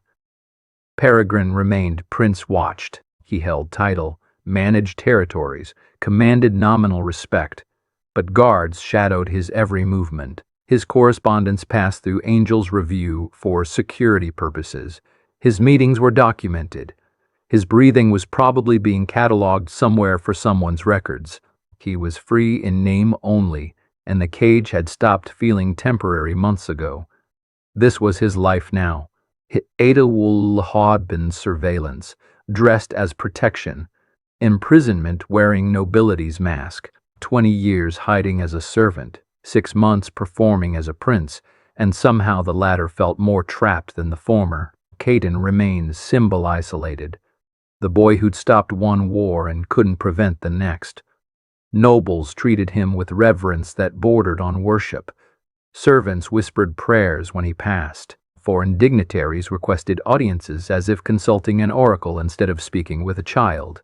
But he had no friends his own age, no privacy, no moments where he could simply be 8 instead of being the 3rd crest. Just endless ceremonial weight crushing him slowly, grinding childhood into something else entirely. River watched all 3 of them deteriorate from different angles. Husband, son, and the vampire king who'd saved them, and understood with horrible clarity they'd preserved the kingdom by destroying the people who comprised it. The castle functioned. Trade continued. Laws were enforced, but the heart had stopped beating. They were maintaining a corpse through sheer stubborn refusal to acknowledge it was dead. Harrison Frostwood arrived in spring diplomat from the western marches, young and sharp-eyed and carrying propositions that made River's skin crawl. He requested private audience with Caden, not Lavinia, not Peregrine, the boy. My king is interested in forming alliance, Harrison said smoothly, his smile practiced and predatory. Not with House Fiorentino, with you specifically, Prince Caden, when you come of age. Caden sat across from him in the eastern solar, surrounded by guards who documented everything, and felt his stomach drop. I mate. Exactly. Plenty of time to build relationship. To ensure that when succession happens, however it happens, our kingdoms are allies. Harrison leaned forward slightly. After all, you're the future, aren't you? The throne chose you. Magic itself knelt. These are not small things, young prince. These are signs that everyone is watching. I don't want to be the future. I want to be 8. Yes, well, what we want and what we are rarely align. Harrison's voice held something almost gentle, which made it worse. My king simply wishes to establish understanding, support. When the time comes for you to claim what's yours, we'd like to be counted among your allies. After he left, Caden sat alone as someone with 6 guards outside the door could be, and felt the walls closing in tighter. Foreign powers weren't waiting for him to grow up. They were already negotiating for him like he was territory to be claimed instead of person to be protected. He was 8 years old. Already being sold, the emotional cost manifested differently in each of them. River tried reaching Peregrine one evening, finding him in their chambers surrounded by maps he no longer had authority to act upon, plans he couldn't implement, strategies for wars he wasn't allowed to fight. Peregrine, when did you last play with Caden? Just play? Without lesson or training or political purpose. He looked up like she'd spoken a foreign language. I see him every day at training. That's not what I asked. River's voice cracked with exhaustion. When did you last see him as your son instead of as the prince you're preparing for succession? When did you last let him be 8? He stopped being just 8 the moment the throne chose him. No. You stopped letting him be 8 the moment you decided his future mattered more than his present.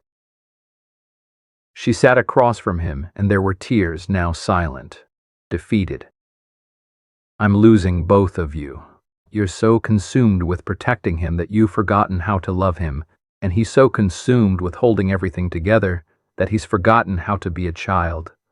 What do you want me to do, River? Walk away? Pretend none of this matters? Let Lavinia's faction erase him the moment I stop watching? I want you to remember that he's our son before he's anyone's political chess piece. Her voice was barely whisper now, but I don't think you can anymore. I don't think any of us can. The silence that followed felt like watching the last light go out in a house being abandoned. Lavinia found himself on the ramparts at midnight, more often now the hour when even immortals felt the weight of time. When 3 centuries of accumulated choices pressed down with the gravity of inevitability. Angel found him there one night, staring at darkness beyond the walls. You thinking about abdication? I'm thinking about what happens when pride costs more than surrender. His voice was tired in a way she'd never heard before. I showed Peregrine mercy because I believed in justice. But mercy without wisdom is just weakness wearing virtue's mask. I created this nightmare by being too noble to do what was necessary, which was killing him the moment his identity was revealed, framing it as security necessity. The court would have understood. The kingdom would have accepted it. Caden would have grieved but survived. Lavinia's hands clenched on the stone railing. Instead, I let sentiment override pragmatism, and now we're all trapped in a piece that's really just slow-motion war. Is that what you believe, that you should have murdered him? Long silence. Then, quietly, I believe I made the choice my conscience demanded, and my conscience has destroyed my kingdom. Angel had no comfort to offer, because he wasn't wrong. The messenger arrived at sunset 3 weeks later, his horse dead beneath him, his body bearing wounds from travel through hostile territory, claw marks, burns from dark magic, the signature of things that shouldn't exist but did anyway. He collapsed in the courtyard, gasping out words to guards who'd already summoned healers, already sent for Lavinia, already begun cataloging threat level. Beyond the northern borders, the messenger choked out.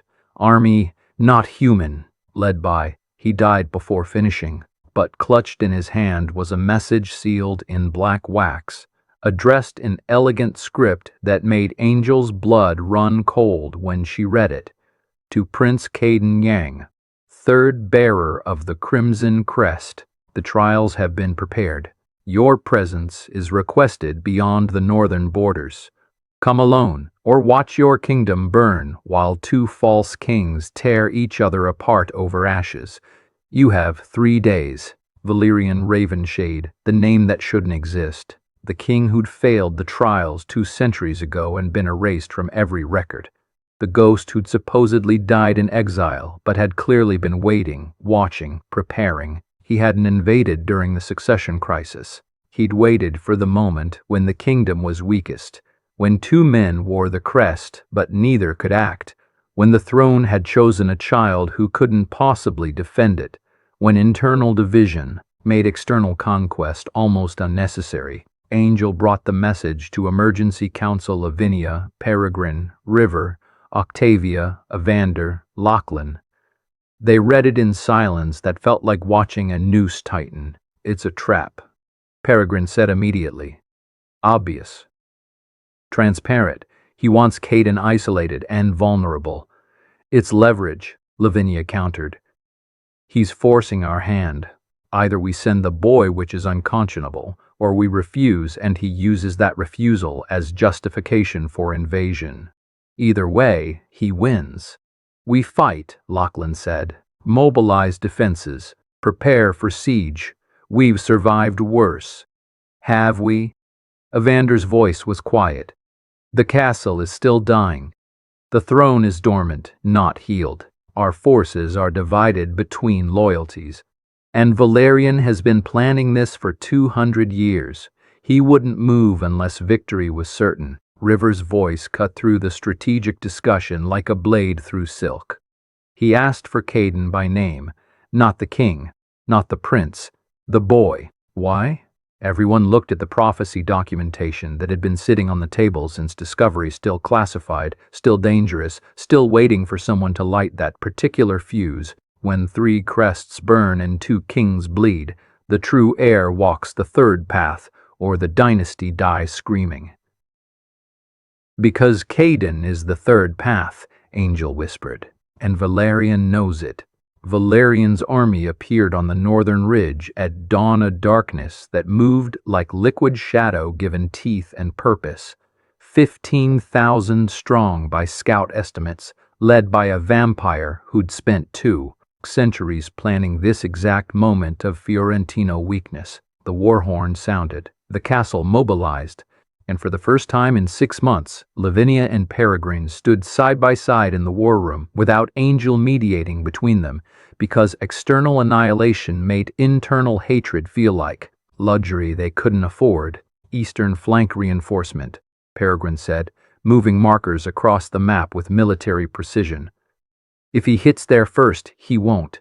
Too obvious." Lavinia's finger traced a different route. "He'll feint east, strike north while we're repositioning. Your father used that tactic during the border wars. Then we counter with split defense. Your forces hold the apparent target, mine intercept the real attack." Lavinia looked up, meeting Peregrine's eyes across the table. "This only works if we trust each other. Completely. One miscommunication and we're slaughtered. Trust." Peregrine's laugh was bitter. "That's what you're asking for now? After 6 months of surveillance and suspicion? I'm asking for survival. Trust can wait for after we're not dead." The logic was sound, brutal, functional. They worked through the night. 2 men who despised each other, building strategy that required absolute coordination because Valerian's forces were too vast for divided leadership. It was efficient, effective, absolutely miserable. Because every moment of cooperation reminded them both what could have been, what they'd chosen to destroy with ambition and resentment, and the terrible certainty that yielding meant losing everything. River found Emrise in the archives, surrounded by prophecy texts and trial documentation that had become her obsession these past weeks. The scholar looked exhausted, his young face carved with stress beyond his years. "There's another option," she said without preamble. "One nobody's discussing. Which is, we tell them, Lavinia and Peregrine. We show them the prophecy, the trial requirements, the proof that the throne demands surrender rather than conquest." River's hands shook as she spread the texts across the table. "We force them to see that neither one can win, that the only way forward is both of them stepping aside for Caden." "That would destroy them," Emery said quietly. everything they believe about themselves, everything they've sacrificed, everything they think they're owed, you'd be asking them to accept that their entire conflict has been pointless, that the throne never wanted either of them. Yes, River's voice was steel.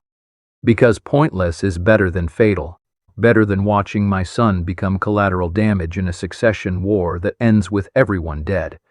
If showing them the truth breaks them, fine.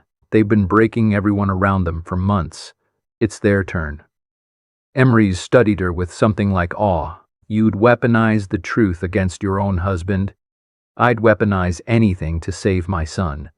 Even if it means Peregrine hates me for it. Even if it means destroying whatever's left of our marriage. She met his eyes with maternal ferocity that made ancient magic look gentle. I'm done choosing between them. I'm choosing Caden. Let them figure out how to survive that. The meeting happened at midnight. Lavinia, Peregrine, Angel, River, and Emery's in the sealed council chamber where only truth and treason were ever discussed. River laid out the documentation like evidence at a trial. The original succession laws, the trial requirements, the prophecy, the proof that hereditary rule was 300-year-old fraud. Both men read in silence that stretched like the moment before execution. Lavinia's voice was barely a whisper. If this is accurate, my entire reign is built on lie. Every decision, every law, every moment I thought I was serving the kingdom with earned authority. And my claim. Peregrine couldn't finish. His hands trembled on the parchment.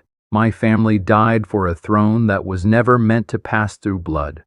We were murdered for nothing, exiled for fraud we didn't commit, only to discover the system itself was the fraud all along. The throne wants surrender, River said, her voice hard with desperate clarity. It wants proof that you love the kingdom more than the crown.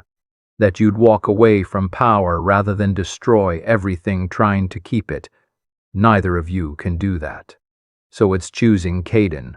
An 8-year-old who doesn't want the throne is more worthy than 2 men who'd kill for it. The words landed like stones into water too still to ripple. We can't tell anyone else, Angel said finally.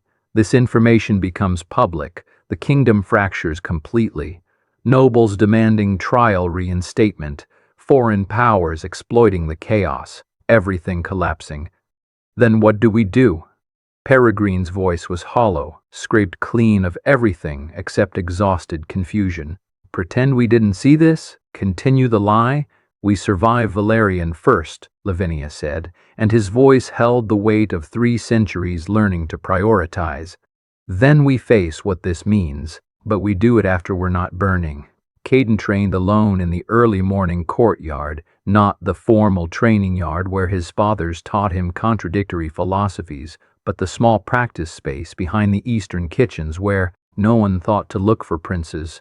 He moved through sword forms with mechanical precision, his small body remembering movements that didn't feel natural, weapons that didn't fit his hands, a future that didn't include childhood. Finian found him their 17-year-old guard, idealistic enough to still think honor mattered, young enough to remember what it felt like to be powerless. You're up early, young prince. Couldn't sleep. Caden lowered his practice blade, breathing hard. When the fighting starts tomorrow, am I supposed to hide or watch? Nobody will tell me. They just keep saying you'll be protected, like that's answer. Finian sat on the stone bench, gesturing for Caden to join him. Want the truth or the comfortable lie? Truth. Always truth. You'll be kept in secured chambers surrounded by guards while 2 men who claim to love you try not to die fighting for a throne they can't share. And if they both survive, you'll still be the reason they can't move forward. You'll still be the weight holding everything in suspended war. Finian's voice was gentle but uncompromising. Being protected isn't the same as being safe, young prince. You're the most protected person in this castle. You're also the most trapped. Caden was quiet for a long moment, processing truth he'd already known but hadn't heard spoken aloud. What would you do? If you were me? I don't know. I'm 17 and expendable. You're 8 and essential. We're playing different games. Finian stood, hand on sword hilt. But I promised my mother I'd keep at least one innocent person alive through what's coming. You're it. So wherever they put you tomorrow, I'll be outside that door. Not because I was ordered to, because some things matter more than orders. After he left, Caden sat alone in the courtyard as dawn broke properly gold and crimson bleeding across the sky, like the kingdom itself was bleeding. He pressed his hand against the crimson crest on his wrist, fully manifested now, no longer flickering, burning with steady light that meant the throne had chosen and wouldn't reconsider. The mark pulsed 3 times, warm, insistent, impatient. The throne was done waiting. Valerian's herald arrived at noon under white flag Emery's Crota, young and beautiful and utterly devoted to his master's vision of correcting history's mistakes. Lord Valerian offers terms, he announced to the assembled court. The boy Caden Yang, third bearer of the Crimson Crest, comes to the northern border. Alone, submits to the trials as the original laws demanded, proves his worthiness or abdicates. Do this and your people are spared. Refuse, and he burns the citadel to ash and starts the dynasty anew from the ruins. Lavinia's voice was ice-given sound. Tell your master we've faced extinction before. We'll face it again before we surrender a child to a failed king's delusions. Emery's smiled sadly, like he'd predicted this exact response. My master said you'd refuse. He also said you'd be too proud to realize he's already won. Because you're still fighting each other. Even now, even facing annihilation, you can't unite. He'll simply wait for you to finish destroying yourselves, then walk over the rubble and claim what you couldn't hold. The herald left. The ultimatum remained. 3 days until Valerian attacked, maybe less. The final scene happened at sunset. Caden in the training yard, alone again, practicing forms no 8-year-old should know. River watched from the archway. This boy who was her son before he was anyone's political weapon, and felt her heart break in slow motion. He didn't want the throne, didn't want the power, didn't want any of this. But the throne wanted him, and wanting or not wanting had stopped mattering the moment magic made its choice. She thought about the prophecy. The true heir walks the third path, or the dynasty dies screaming. She thought about her son, small and fierce, and so tired of holding adults' mistakes together. She thought about what mothers do when kingdoms fail their children. And she started planning. Caden finished his forms as darkness fell completely, sheathed his practice blade, stood alone in the courtyard that felt less like training space and more like cage with prettier walls. The crimson crest burned on his wrist, not painful, but insistent, calling, demanding, telling him what he already knew. The war had ended 6 months ago. Mason Clark was dead. The kingdom was safe. The dynasty was restored. Every single one of those statements was a lie, because the real war, the war for the soul of House Fiorentino, the war between legacy and survival, the war that would determine whether crowns were inherited or earned, that war was just beginning, and an 8-year-old boy with eyes too old for his face stood at the center of it, holding the power to save everyone or damn them all. The crest that waited had chosen. Now came the price. Beyond the northern borders, Valerian's army prepared to march. Inside the castle, 2 kings prepared strategies that required trusting each other while hating everything that trust represented. In the archives, River prepared to weaponize truth against everyone she loved to save the one person who mattered most. And in the training yard, a boy whispered to the darkness, I don't want to be king. I don't want to be symbol. I don't want any of this. The crest pulsed once warm, implacable, patient. Too late, it seemed to say. You are chosen. Now choose how you'll answer. The throne room's doors stood sealed in the distance, the obsidian seat waiting behind them, cracked, dormant, holding its breath for the moment when everything would either break or heal. That moment was 3 days away. Or maybe it was already here. The war had ended. The legacy had not.